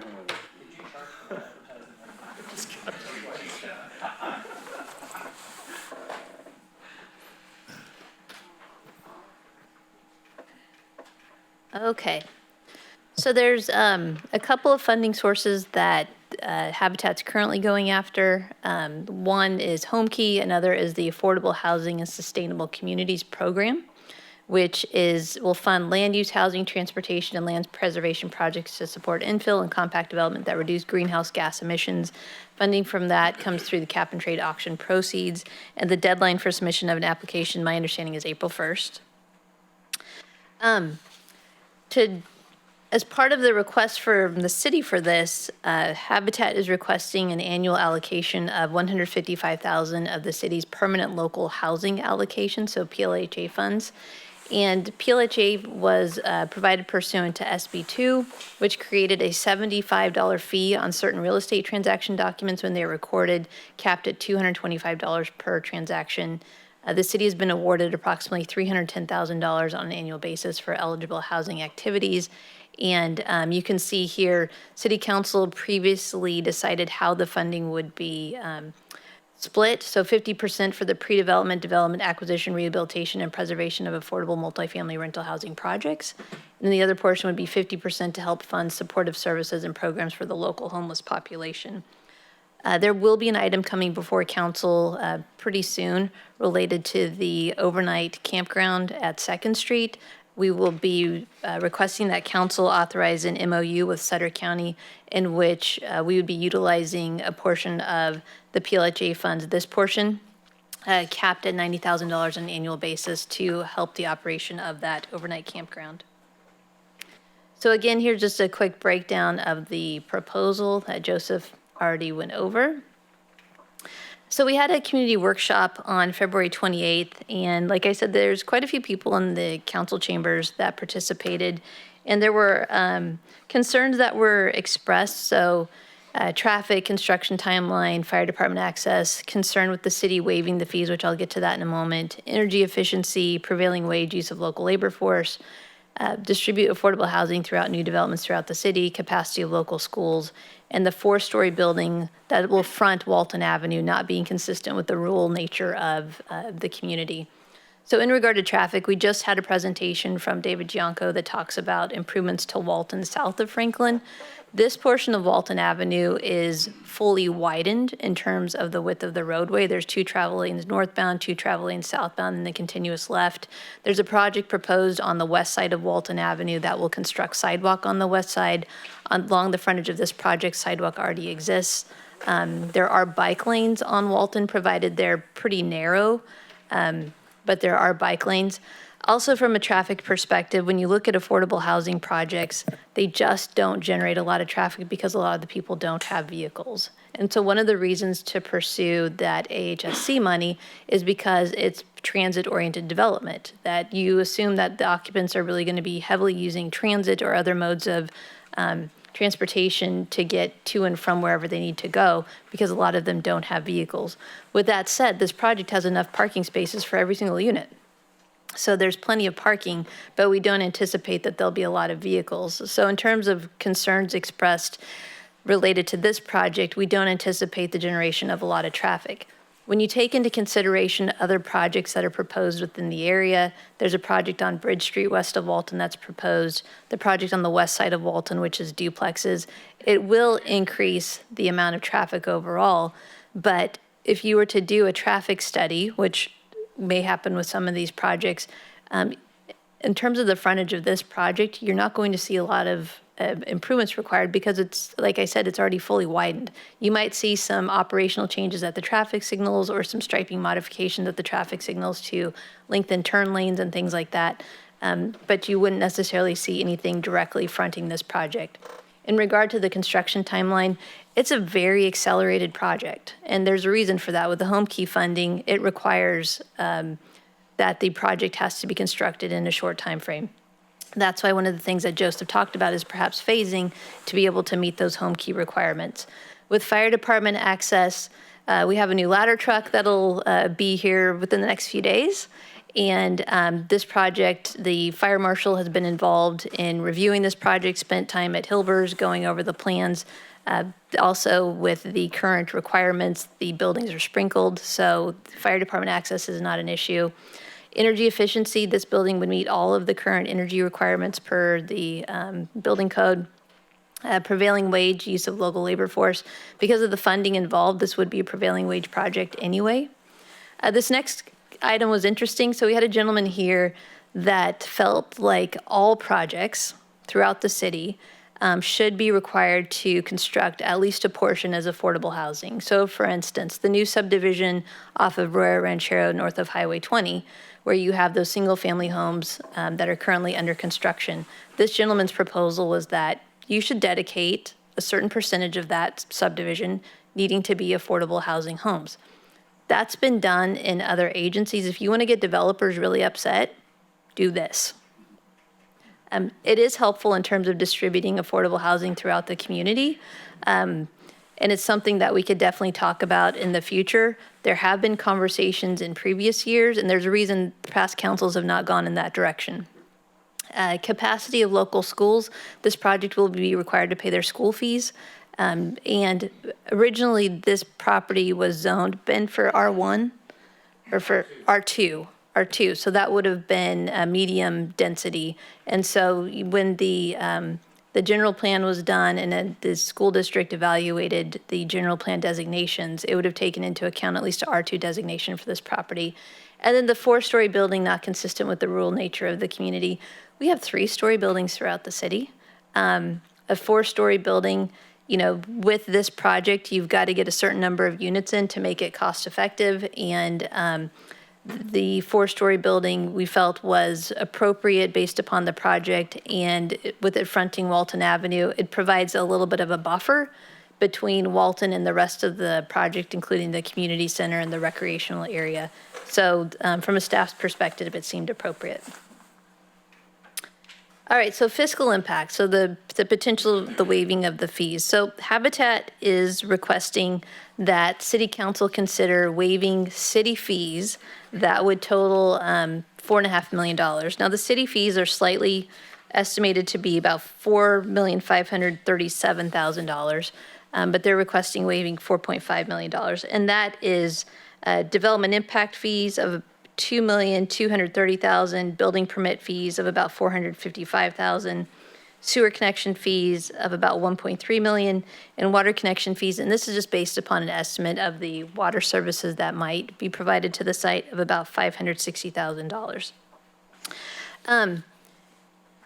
The city has not, as far as I can recall, has not waived fees for the Regional Housing Authority, their Richland Village project. The city council designated $1 million of our low mod income housing fund to go towards that project. But as far as waiving fees, and the city attorney will quickly tell you, we cannot waive fees without having a source to backfill it. With that said, there are some options that if council wanted to go that direction for the $4.5 million or a lesser amount, one potential option would be to do a loan, basically with ourselves, in which as funding comes forward, that's designated for low mod housing, that could help repay the loan. So an example of that would be, we still have about $400,000 in the low mod housing fund, even when you take out the $1 million towards Richland Housing. We have 9 homes to families homes that we will be selling at some point in time. The proceeds from that would go into that low mod housing fund. That could be dedicated to this. The Regional Housing Authority will tell you they want some of that money for their proposed senior project on Garden Highway. There's a small portion of PLHA money. If you were to contribute $155 of PLHA for the ongoing operation of this on an annual basis, subtract out the $90,000 to Sutter County for the 2nd Street MOU, that would leave you about $65,000 of PLHA that you could use as a loan repayment. So there are some options.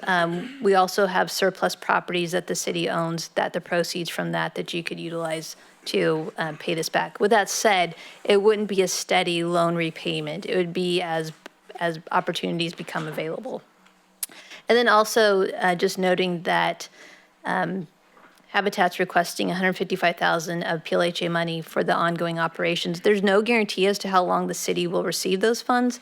And so from a staff perspective, that would be one concern, is if that money goes away, what is the city, required to contribute? So again, here's the city attorney disclaimer.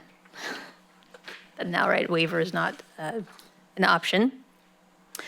Another option would be that to request Habitat for Humanity try to get some of the fees, all of the fees from other grant opportunities or other funding sources. With that said, though, I would say that their grant applications are going to be more competitive if there is some type of financial contribution from the city. Oops. Oh, Sierra, I jumped out of it. Thank you. So, alternatives are to, again, tonight is to receive the presentation and provide direction related to your support of the project. You could provide direction to modify the project or modify the requested city contribution towards the project. Or another option is to receive this presentation and say, we're not interested in supporting this project, at which point this project really doesn't move forward. If council opts to support the project in some way, then we would bring it back to council on April 4th for formal approval. And the recommendation is to receive the presentation and then provide direction to staff. And with that, we'd be happy to answer any questions. Okay. Thank you, Ms. Langley and Joseph, for that presentation. Thank you. Do we have any comments from the public on this item? Yes. 1 second. No, you said, oh, you're good. Okay. Okay.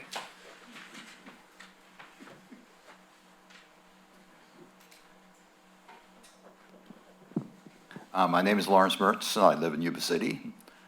My concern with this entire event here is the possibility that Habitat for Humanity buildings seem to be managed by the Housing Authority, and the Housing Authority's rents are subsidized by not paying any service taxes, property taxes, or any taxes levied that most homeowners have to pay.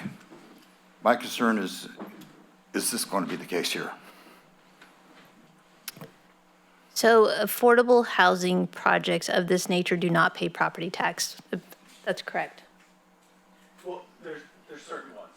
So they don't pay the standard state ones required, but for like if there were a levy measure or something like that, those would still have to be paid. So anyone that would be approved locally within the community, such as, if there's some Three Rivers Levy Improvement District, there's payments, there's various groups we'd still have to pay, but the basic tax rate would be exempt. Yeah. Thank you. Any further comments from the public on this item? Any further public comments?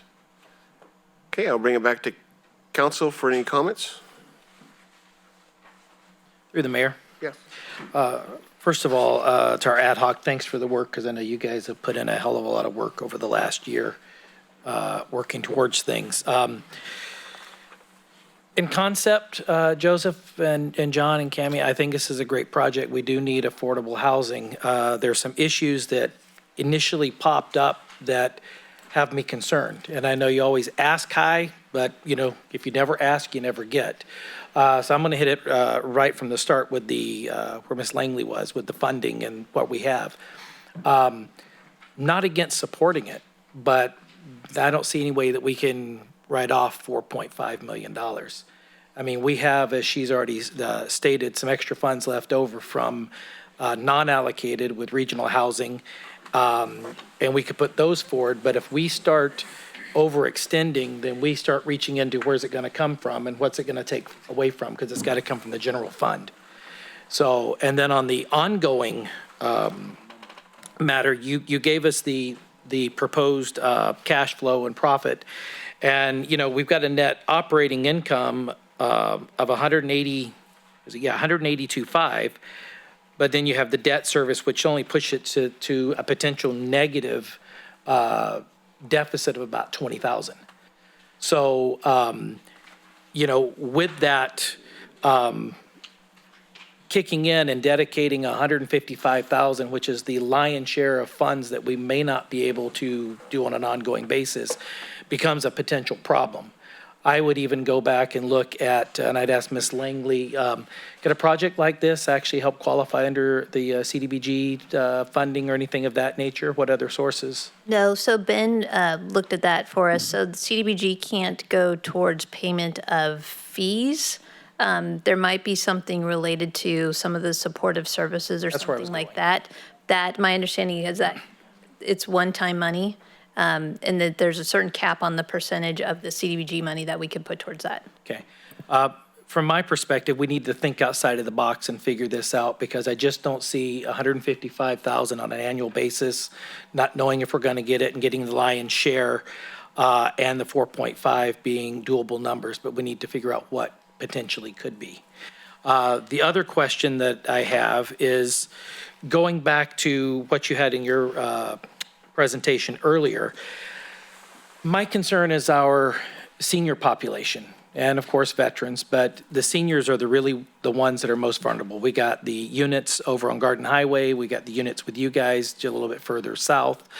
And what is does anybody know what the actual median income is for Yuba City? Off the top of your head?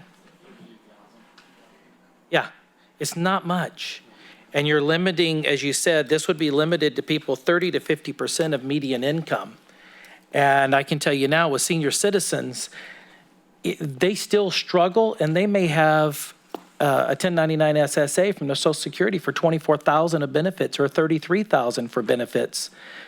And they're still struggling to find affordable housing. So that level, if we're going to get behind this, really needs to be lifted.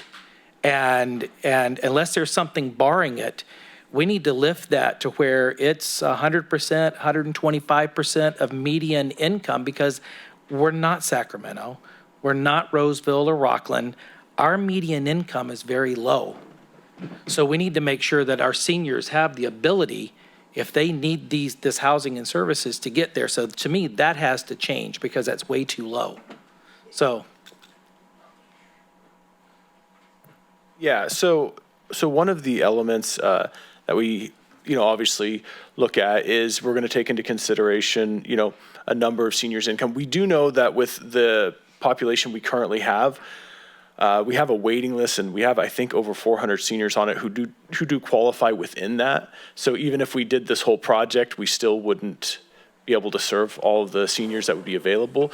But I do agree. I think there is other housing that we do that's up to 80% median income, which obviously would meet those individuals who are making in that 20 to 30,000 range. But numbers-wise, we are seeing still a definite strong number who would fall within that. But seniors are the biggest population we have concerns with when it comes to low-income housing right now. And I understand that, not trying to be combative, but if we're going to build this thing, we need to build it right out of the chute. And who knows where things are going to be in 5 years if we've got enough housing. And I would hate for a senior citizen to not be able to get into a project like this just because they made $1,000 too much in the year. So we need to make this as easy as possible. And, that's my recommendation on that. That number really has to change. Even though we got 400 in the pipeline, that number has to change. Yeah. Oh, sorry. Do you want to come up here? Yeah. While she's heading up there, if I may address that, Councilman, the number for the average income that was used is individual. Habitat always does household as a measure. So that throws it closer to 64 for City of Yuba City on total household income. And so that is that average bar we use. So the seniors would fit in really well. Yeah, and they also use an additional scoring process with Homekey. The seniors that are widowed or disabled get incredibly high scores. And so Homekey sees to it. And so that's what we found at the project in the Southland. We didn't expect or think we were building a senior project, but it is lion's share, that level of population, because of the way they point scores for them in favor.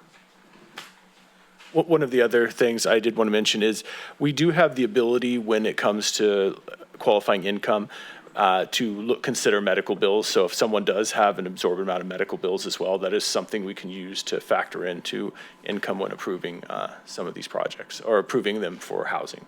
So that's an element too. Did you want me to answer the questions regarding grant funding and those elements as well? I know we talked about seniors, but you had mentioned some items about funding. No, those are just my comments. Oh, okay, okay. That's where I stand is we've got to figure that out because we can't dump everything out of the general fund and everywhere else to fund this. So I'll just close with this. We need to make this as easy as possible if we're going to do this to reach the people that could qualify because, you know, you're even talking half of 64,000 is only 32,000.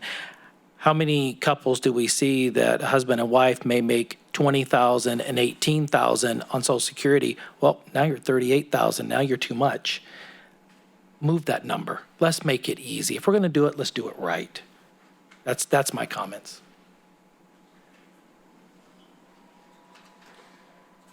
Any further comments?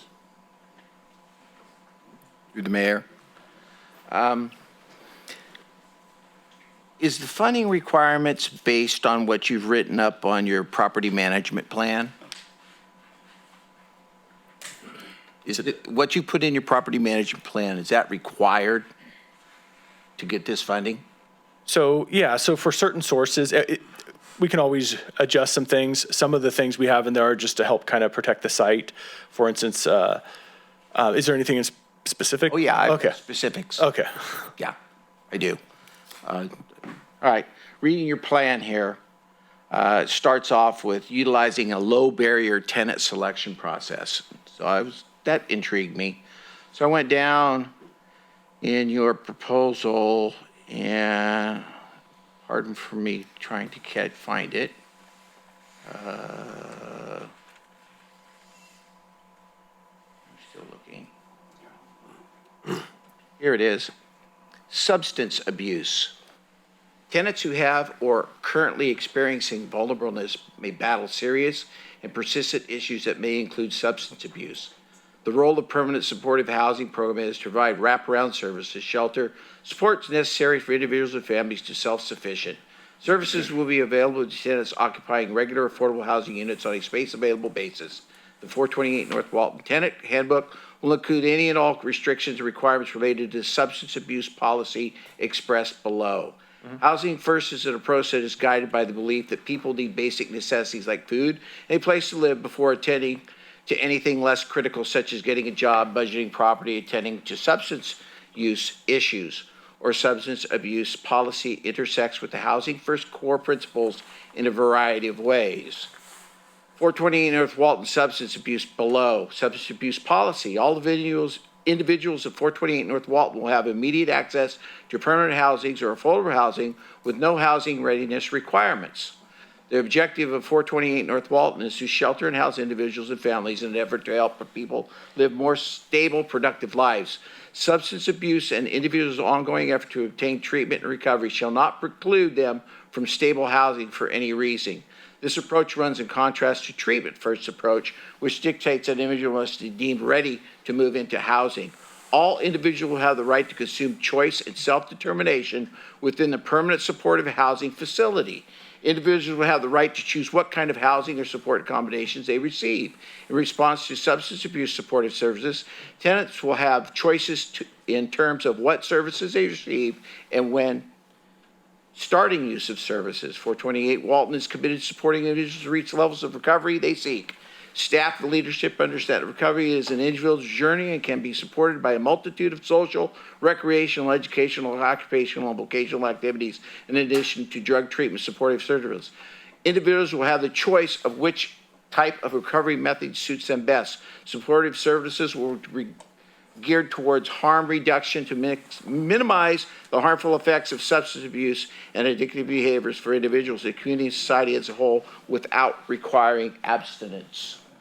abstinence-only recovery methods will also be made available to those who prefer the recovery methodology. All supportive services. So what you're telling me is you're going to have families which kids go to a drug-free zone to school, and you're going to allow junkies and substance abusers to move into where children will be laying their heads. And everything I've seen, you said how protective you want to be of our society and our children. That doesn't. Yeah, so a lot of what you're reading is California law, the language we have to use when we're doing stuff. If someone's doing drugs and we catch them at the site and they're doing illegal drugs, we'll evict them. That could be. It doesn't say that. It doesn't say that. There's a drug. We have a drug. One of the documents is our actual drug policy. It's a drug-free facility. So if someone's drinking, so there are legal drugs or illegal drugs, and California law has us dictate a certain level of rules that we'd follow. Like if anyone who lives in an apartment, someone could live in any regular, not low income, just a regular apartment, they could have a drinking issue. And the idea is that for the programmatic services, we give them the opportunity if they want to come in and correct that. Now, if they choose not to engage in services or get help, and we see someone who is abusing on the site, because I think you're going to run into that whether it's low-income housing or normal housing, we would evict a person if we saw that that is a behavior at the site, or if they're acting out. If we catch drugs in the apartment, we respond to all of those things just like if you were a normal landlord. It's just that we won't. We will offer them our people opportunities to take classes, things like that. It's something that gives them an additional benefit, not to say that, hey, if someone's has cocaine in their room and we see that, that's grounds for eviction. That's an illegal drug, right? So we would still move forward to remove people. We have removed people for drug abuse at times because we're not going to tolerate it, just like anyone else who has an apartment complex, because it will have a negative impact on others living there. One of the goals, if people are trying to seek sobriety and there's others abusing or trying to deal drugs, we want to stop that. One of the reasons we do gated communities at all of our sites is because a person who's doing drugs or trying to sneak in, who may be a bad person from the past, isn't going to want to show their ID. They're not going to want to sign in and do all that and then go drop stuff off, and then we have all their information and have them on camera. So we do, I think, pretty well at protecting our sites and keeping them safe, and we definitely wouldn't want to put anyone in a situation that's going to cause them long-term harm. We use a lot of that language because that's the extreme end of the state saying this is how we want things handled before you go forward. But if someone commits a crime, it's still a felony to, deal cocaine or using drugs on that level.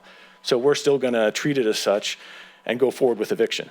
So, yeah, if that answers that question. Well, so to answer, you answered my question, the fact that it is a requirement in order to get the funding to have this language in this. Well, any state funding you get, if you've approved housing authority projects, that's state housing first law. We don't have any control over that.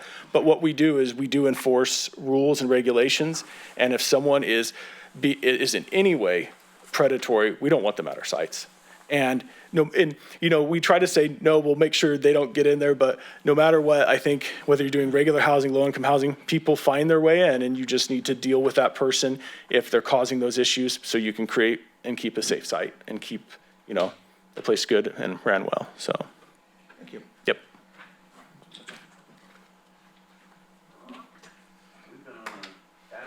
Oh.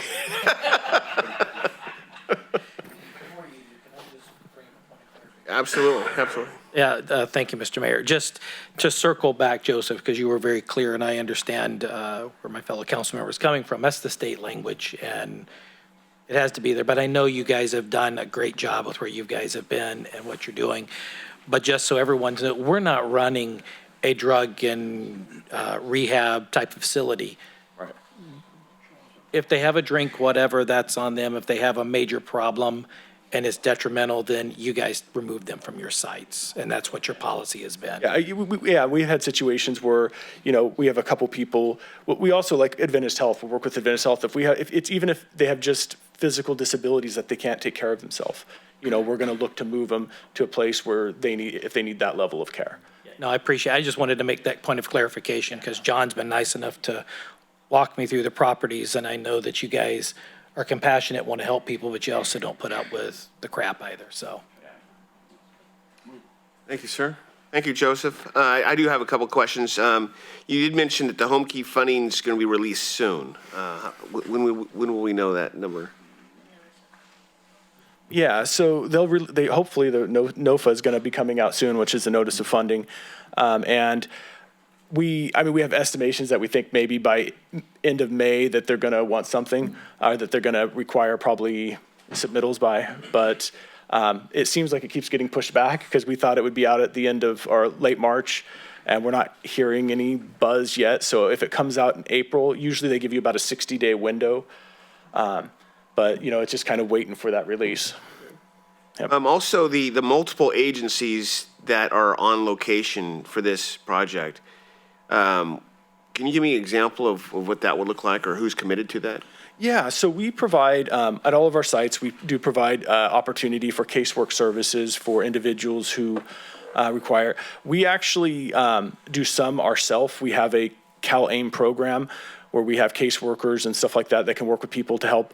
Sometimes it could be a matter of, we've had situations where a veteran got really lost in the mill with the program and didn't have their benefits, so we work with them, get their benefits. There's just various routes through which we can help families get things that they may be able to. It could be anything from a senior citizen getting retirement to a person who's trying to work to get their driver's license back if they don't have it so that they can get a job. All those different elements kind of flow through that program. We also work with agencies such as Adventist Health. For a lot of our senior elderly people at some of our different sites, they have a person who comes directly out to the site every Friday to work with those people, bring them their medication directly there, and just help them, because sometimes, as we've talked, for low-income housing, transportation can be an issue. So we have a lot of that relationship. We also work with Sutter County. Sutter County also provides services at our site at Harmony Village. Yuba County provides services at our Prosperity Village site. So just a lot of partners to engage to get people navigated to where they need to be. And yeah, America's Finest. We work with the VA. In fact, I think we have the largest number of veterans living across our sites through the VASH program. And that leads into my next question. I know sometimes it's a requirement to keep so many beds or rooms open for veterans. Is this the case in this situation? Once they release more vouchers, I think every veteran, so we prioritize veterans across the two sites. So I don't think there's any veterans through his program that aren't housed with us right now. But if there's another grouping or they make they increase the program capacity, then we may see more veterans. But we always prioritize veterans, senior citizens, and things like that as just part of our program. Okay. Yep. Well, just speaking as one of five, I'm all for taking care of our residents, and there's obviously a shortage of affordable housing in the state, and we're no exception to that, and seniors being one of the more vulnerable populations of that. With this, my only concern, which was brought up earlier by Councilman Shaw, was the 4.5, and but having said that, I'd be comfortable with bringing this back to another council meeting. Yeah, and in regards to the funding, and the thing is, whatever you're doing grants, you're always asking, because everything you have is leverage, match, all that makes better for a greater application. So, when we put stuff in there, we know some of it isn't going to be available to us. Sometimes we look at if the city has low-income housing funds, because the goal is we don't want to take away anything from the community. If we can get it through a grant that's going to go into a program that's going to generate money for the city through, getting these fees covered, we look at that. So if there's grant funding we can reach out for to cover some of these fees, we have full desire to write for that, work for that, and coordinate with you to get those covered. We just want to try and leverage what we can, and we definitely understand the grant world. Funding exhausts.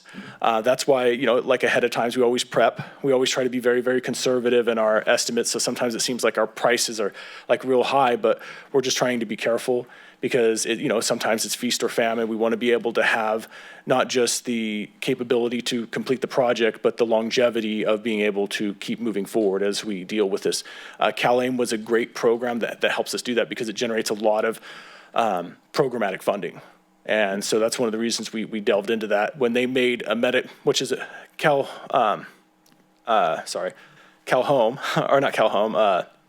CalAIM was a program that was basically created through Medi-Cal, for those who don't know. And what it does is it brings housing into the folds of Medi-Cal, saying basic housing is part of it. So it helps programs like ours to be able to generate long-term funding. Okay. Yep. So the city's looking for direction. Whoa. We get to weigh in. Okay. John, go ahead. Not a lot to add other than I share the concern with the ever-growing ask of the city. We were at 2-something, now we're at 4.5. So I that's beyond the periphery of my comfort level because we don't know exactly where it would come from. And I'm not really necessarily in the practice of kind of doing something like that at that level, to wing it a prayer. So we will need to look into that to see a little more definitive answers on where we can provide that. However, our purposes today is, are we going to show support? And that's a resounding yes. I think that having had the benefit of being a part of the ad hoc committee and meeting with you gentlemen and Cami often, it is an exciting project. I would even have members of my family live there if they qualified because of the services and the intent. And Councilmember Pasquale, I shared your concerns in the very beginning as well when I read that. Then I also quickly learned that, hey, they're required to put that in there, but it's definitely going to get somebody booted if they partake. So I shared that and agreed with that. And but again, we have the benefit of knowing all that. Yeah, so and we can't talk. So, but yes, the project I think is great. 4 stories or not, I think it's wonderful. And we're hoping to maybe we dig down a little deeper and find out where we can comfortably provide the ask. Hopefully most, if not maybe even all, of the 4.5. But thank you for all clearly the difficult, the hard work that went into the project, and it's going to be something really good for the community. And I think Cami brought it up that, or maybe John did too. Just the phrase of, where there's not a homeless shelter, but we are preventing homelessness, because there's so many people that are on the cusp. Without something like this, they would be homeless, and we don't want that. So we've said time and time again that we want to provide that for our community, and this is an opportunity to put our money where our mouth is. So thank you very much. Through the mayor, I have a couple questions, probably clarifying. First and foremost, maybe you can explain how vouchers work to help house people, because I know we've been discussing in the ad hoc, and now we finally can bring it out into the open, the subject of the vouchers that may become available to help house people. Can you help us help? Yeah, of course. So vouchers are set. Sometimes the facility you have has vouchers set with it. Sometimes it's an individual who applies for it and gets that benefit. And housing vouchers will help pay up to market rate of what the unit costs, but they'll look at the person's income. So let's say this person makes $2,000 a month. 30% of your income, as a number set by the state of California, can be used towards housing. So let's say, well, there's 600 here, but if the unit's 1,200 and your voucher is valued at that amount, it will cover that difference. So even though it's a unit that is low cost for the individual, the facility is still able to collect the full rate of that. So, and that's one of the reasons, so we definitely use those when available, but there are obviously cases when someone may not have them. If there's a senior who has a great need, we're not going to deny them because they don't have a voucher. We're always going to, prioritize greatest need. But what typically we see across our projects is about a 20 to 30% voucher rate, because one of the things that happens too is there's all these vouchers that are given out by the state, but people can't find housing, or they're not able to get housing, so this voucher gets wasted. So a ton of money could be coming into the community from the state to cover those vouchers if we had a place to house them. So one thing, it helps generate more money into the community because it's taxes that everyone's already paying. It's just now you get to reap some of the benefit of it instead of it finding its way to Southern California, Bay Area, or other places. So one of the benefits of the vouchers is if people have them, we can utilize them. It just draws in more money into the community, so. And this is an interest that the city will continue to pursue, is to take a look at vouchers. There are currently vouchers being used, but there are some that aren't necessarily being used. So these are options that as we move forward, we can continue to explore and bring forward. I noticed that over the last week or so, the governor allocated a rather large sum of money, $1 billion. He called it HHAP, another acronym for us to try to follow. Would this, and this has all happened since we've been meeting as an ad hoc committee, any chance that any of that funding might be available for this project, or do we know? So I already did reach out and discuss that. HHAP is a great funding source, and it gets allocated by county and various amounts. So this, the Yuba and Sutter County, through Sutter County and Yuba County will be getting an allotment of that funding that can be used towards services like this. And we already kind of reached out to them when we saw that and are engaged in applying for that when it becomes available. Okay. Yeah. You know, we've been engaged with you all and you know, spending a lot of time finding out more and more about the project and the partnerships that have been developed. And like the vice mayor and the rest of the council, the 4.2 or 4.5, you know, that's a big chunk of change for us. And this is probably more of a question for Diana. I would like to signal support, but I know that there's a lot of what ifs in this, even in the application process right now. If we decide to go ahead and support in concept this project, and we find, you know, through escalation, because we've heard that with some of our other projects, that at the end of the day, you know, it's something that the city just can't afford.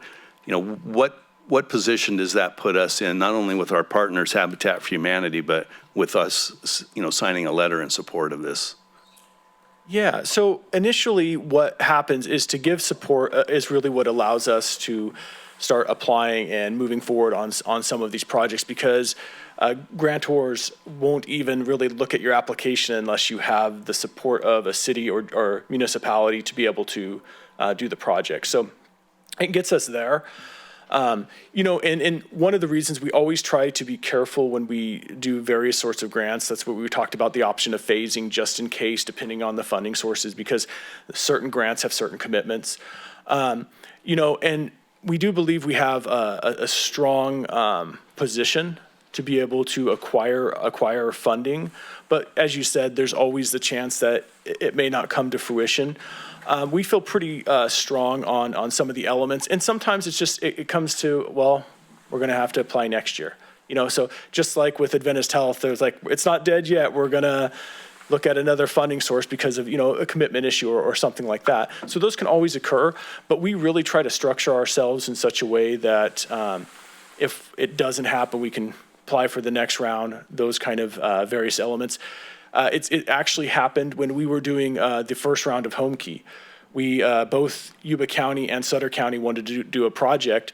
Yuba County just wasn't at that point where they could move forward. So the following year, we ended up getting a project with them. So our goal is to always move forward, work with great resources to be able to get projects funded.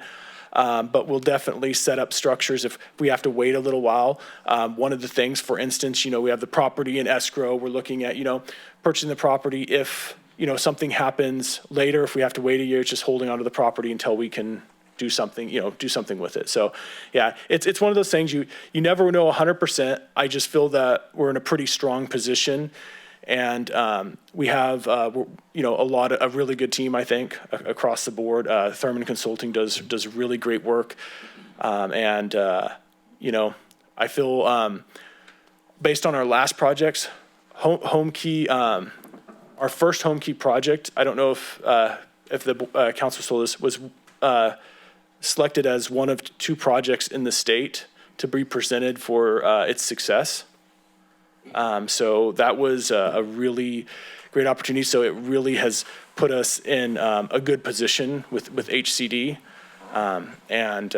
You know, as far as reporting all the elements, all the deadlines, all those different elements, every single project we've done, we've met every one of them.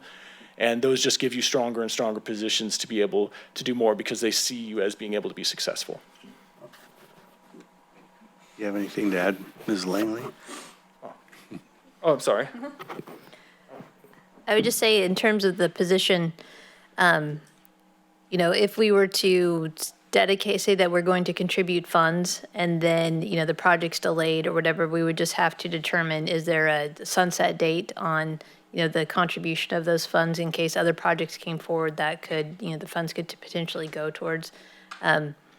You know, Like we did with RHA. Yeah, such as RHA. There is, you know, risk associated with these projects, and we also know that these projects and the grants can take a long time. And as Joseph said, if you're not successful with round 1, 2, 3, you know, there might be other funding sources that come forward as well. So there's the potential that the project could sit on the shelf for a little bit, and then council would just have to, you know, determine if they're committed to, you know, designating those funds for that project long term, and just having those conversations with Habitat in terms of what the city's willing to do. Here's a technical question. In our discussions, it's clear that it's not acceptable or legal to defer or waive, not necessarily waive, water and sewer fees.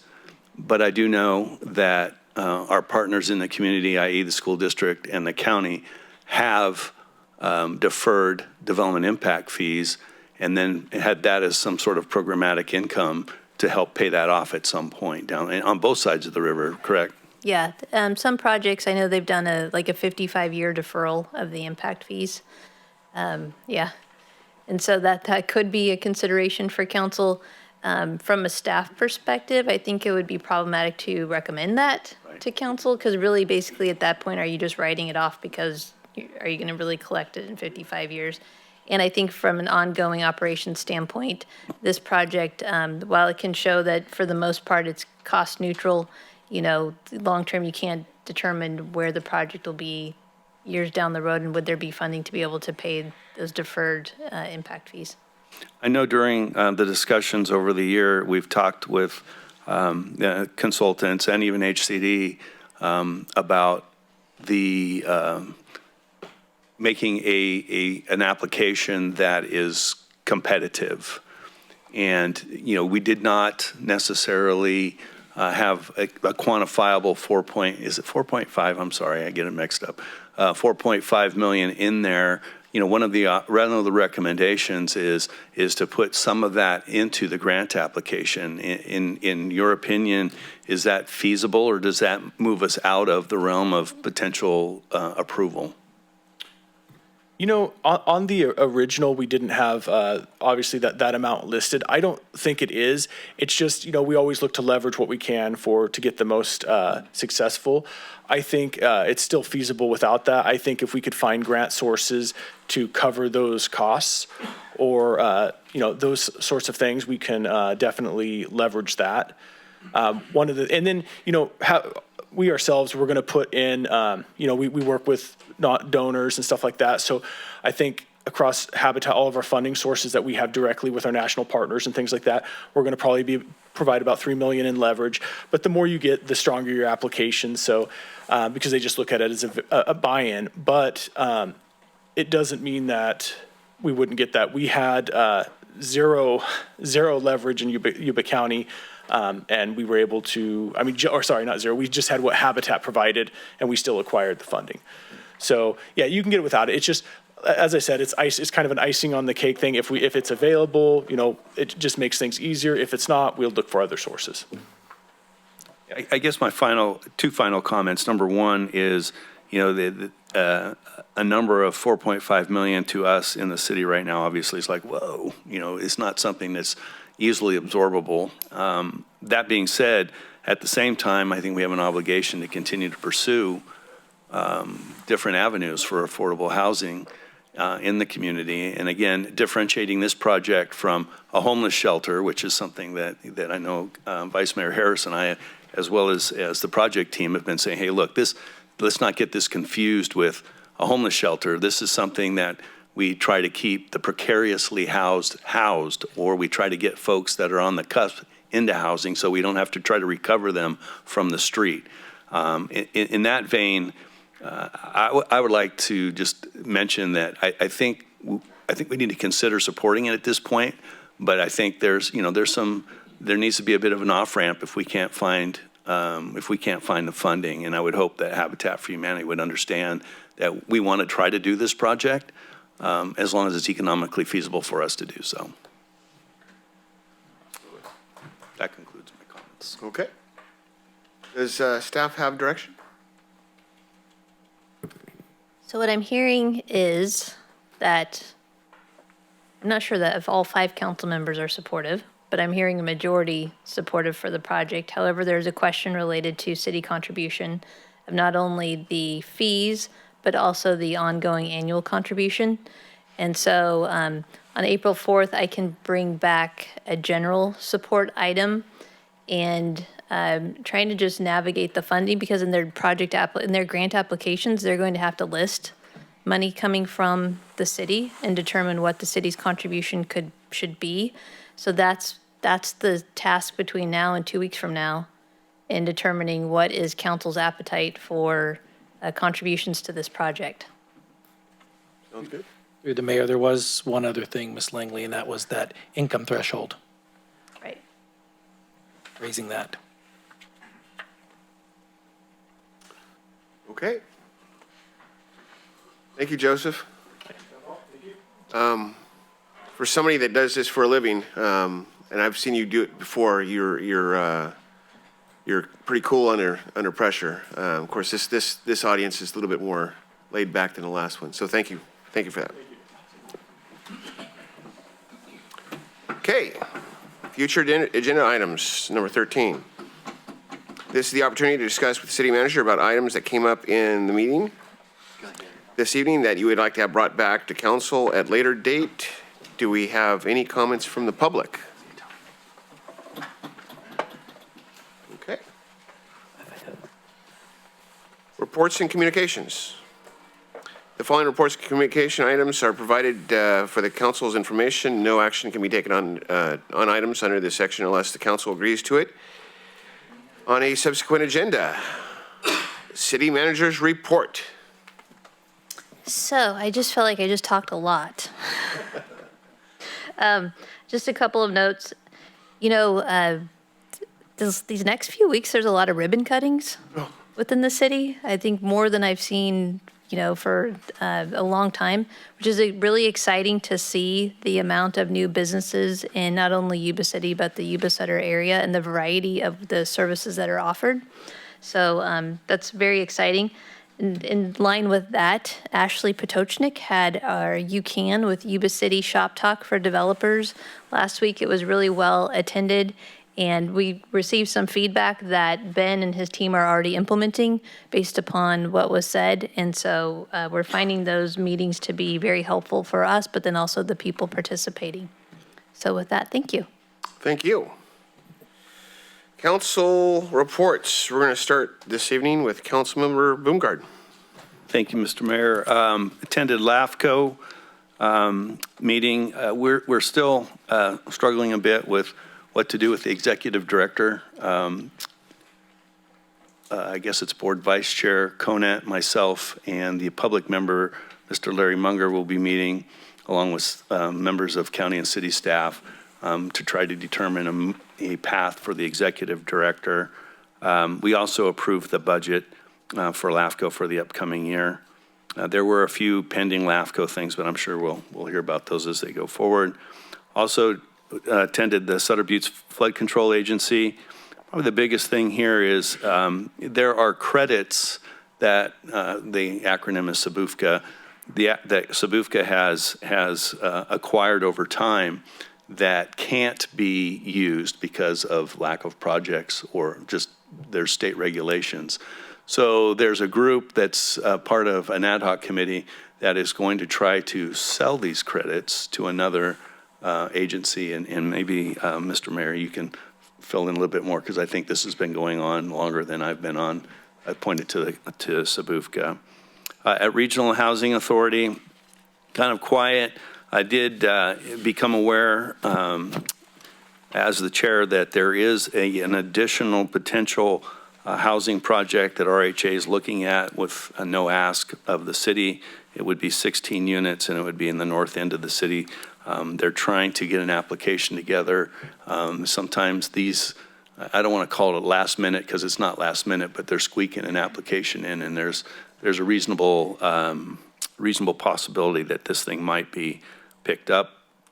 I would also mention that we continue to look forward to finding out whether the 176, I think it's called Richland Village, and the 50-unit Garden Grove continue to go through the process. And as the city manager mentioned, there is an ask on Garden Grove anyway for us to consider the funds that might be generated from the sale of property, so that we have surplus properties. But we haven't committed those yet. But I do know that RHA is interested in that funding. Waffle Wednesday at the Senior Center, if you're ready for some. I think, Mike, don't you usually serve there? Yeah. So that's coming up. As you know, we continue to deal with Homekey and a cap on the Public Safety Committee. We continue with the preparations for those presentations to the folks back in Washington, D.C. Attended the ribbon cuttings for Matthews Power Sports, a nice little family operation downtown Yuba City, and a very tasty place called Cold Stone Creamery, which is probably not going to be real Blue Zone friendly, but they do have almond milk ice cream, which I hear is good. So with that, that's it. Thank you, sir. Next is Councilmember Pasquale. I had no committee meetings the last couple of weeks, and I also attended the two ribbon cuttings. Matthews, which family-owned business. I learned that they were supplying services that I didn't know they had, which was enlightening. And the aquatic athletics, I think that's what it was called. There we go, Alpha Athletics. Yes, it was nice to see and speak with the owner, getting out of her little cubby that she had on Gray Avenue to her expansive property that she has now. I guess it is a ladies-only facility, which is, I'm all up for that. And that's the end of my report. Thank you, sir. Councilmember Shaw. Thank you, Mr. Mayor. Had a lot going on since the last time I was here. So, GSEC, we had our meeting, and they continue to work on, and actually brought it up during the GSEC meeting about wanting to head north up 99 into our area. And so in a few weeks, I'll be jumping back in the middle of that. But I know Ms. Langley's been carrying the torch on that and already working. So we're still on their radar, and hopefully there'll be good things coming from GSEC up here. Transit, the big thing there is Keith Martin is, he's almost retired, but he is retiring. Effectively, it was April 1st, Mr. Mayor, is when he becomes a retired annuitant, to where he's going to start that. And the transition is already starting as they're recruiting the next executive director. They've got a pool is all we know at this point, but we were looking at all those options. The biggest thing with transit is with the impending Caltrans project, operations is going to be impacted here in the coming months to where they're going to have to be relocating the fleet out to some other location. So there might be some changes there. They're working through all of that. That's coming up in the near future. Also had RWMA. Very short meeting there because we're just getting up and running with the new JPA. A couple of notable things. We adopted the basic bylaws, but the question that I brought up is they were not circulated through our city managers and our CAOs. So requested that as they're bringing us things forward, because you guys have to work with them after all of us are gone, that they start circulating those, because we can't run in a vacuum, which led to another concern, and I will need my fellow council members to keep this on their radar. Started bringing forward and looking at potential staffing plans and budgets, and the first thing I heard was we're going to be looking at RWMA fees. So we're going to be having to look at that and see what this real budget looks like for RWMA and how it's going to affect all of our residents of the entire region. And likewise, how will they be able to comply with 1383 because we got the love letter from the state and they're coming in and looking at our books first. So they're going to be here in the next, I think next few weeks is what he says. But we need to keep an eye on the RWMA fees. We had the meeting out at Bill. The mayor and I was out there for honorary commanders in the BMLC. Bill's mission continues to grow. And as a city, we need to continue to engage them. It was great seeing the colonel here tonight for part of the meeting, and great group of people. They do a lot for our community, and we need to stay engaged and be continually engaged. Cap to Cap is coming up. That's moving forward. I believe we've got another meeting coming up just in the next couple of weeks. I'm on the safety committee with Councilmember Boomgarden. And then I will close. I just want to say thank you to my fellow council members. It happens this time every year. Mike, you're new to this, but every year I'm in my harvest season. But that's why there's 5 of us. And we can carry that torch and get the city business done. I apologize for missing the last meeting. By the time you guys were busy and on it, and by the time I got done, you guys were already basically done. But just know I appreciate you standing there and doing what's in the best interest of the city, and I stand right behind you supporting you. So I wasn't here to vote 5-0, but you got my support. So with that, Mr. Mayor, I'll close. Thank you, sir. Vice Mayor Harris. Thank you. I almost had a negative report except for 2 things. I had a kind of a last-minute meeting with a representative from Toride, Japan, the Takagasa-san, who founded the Sister City program was specifically with Yuba City. His son happened to be take his family over to Disneyland, and he flew all the way up here to Yuba City to meet with us at City Hall. So it was nice to meet him and the family and give them a little something. They gave us a little something as tradition held true. And hopefully we're in the process of resurrecting the physical visits beginning next year. So it was quite nice. And then of course, SACOG keeps me quite busy in addition to being on the board and the Land Use and National Resources Subcommittee. I volunteered to be on the funding round working group. And what we do with that is we establish criteria to determine how agencies' projects are scored and therefore who gets how much money and where and for what. So we're all get together, and it's interesting because we have some urban jurisdictions, we have some rural jurisdictions, semi-rural, and how do we make that work and mesh it all together? What criteria do we establish to ensure everybody gets a fair piece of the pie? Not everybody can get something every time, but we're working on coming up with something to ensure that happens. The federal government sent a notice of correction in that El Dorado and Placer County would typically, in some cases, they would be on their own. They get their own pot of money and they do what they want. And the remaining 4, us included, get to, lack of a better word, compete for the remaining. Well, now we can't do that anymore. So now we get to find out how they get thrown in the mix and determine what criteria we're going to use for that. And we're not allowed to use population, which I think for our purposes is a good thing. So anyway, more to follow on that. Thank you. Thank you, sir.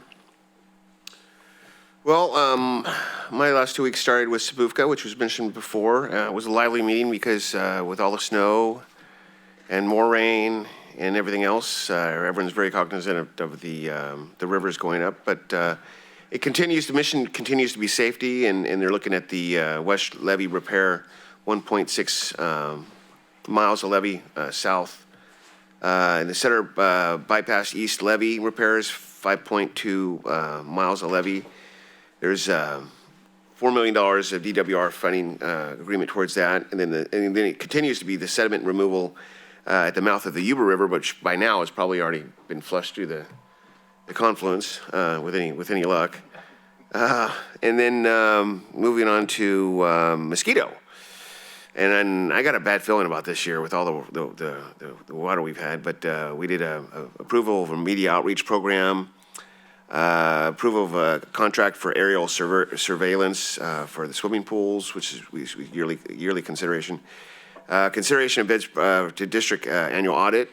And then we approved some salary ranges for administrative assistants and mosquito control technicians. As the city manager mentioned, a lot of ribbon cuttings. Ribbon cutting for Matthews Power Sports. We had another one at the Cold Stone, which was mentioned earlier. In Alpha Athletics. And then about 3 hours ago, I attended one, I hope I pronounce this correctly, Sanya Events, which is Epley and Garden Highway. So if you remember where, what was it previously called? Party Pizzazz. It's my understanding that they basically bought them out. Beautiful facility. I wish I could have stayed longer, but I had a place to go to. So wish them all luck in the world. Great turnout, really. And it seems like they're really pointing in the right direction, so that's exciting. I attended the Sutter Rifle Dinner, team dinner, which happens every year for the Sutter Rifle team. The Vice Mayor and I conducted the Youth Commission interviews. We've got an awesome candidate and 3 awesome alternates. Luckily, Councilman Shaw was available to cover transit. As he mentioned, we are in the process of bringing in a new director, which we're going to start the interviews. I'm on the ad hoc for that in April. And lastly, there was an intergovernmental committee meeting where a lot of the items that were brought up tonight were discussed, such as the overnight parking and camping, which we'll talk about and vote on at next council meeting. The Haynes Avenue Parade Route, which takes place on Easter, which is off by the Moose Lodge, if folks remember that last year. The surplus property, and then the Fremont property, which Fremont Hospital property, which was mentioned tonight as well. I would like to close the meeting with a quick plug. The City of Yuba City's first annual cleanup day is going to be held this Saturday at the old Kmart facility, March 25th. It takes place between 8 a.m. and noon. And so there's a list of things you can bring. There's some things you can't bring, such as electronic waste. But as long as you are a resident in the city limits, you can bring in a load of stuff you don't want anymore and drop it off. And with that, this meeting is adjourned.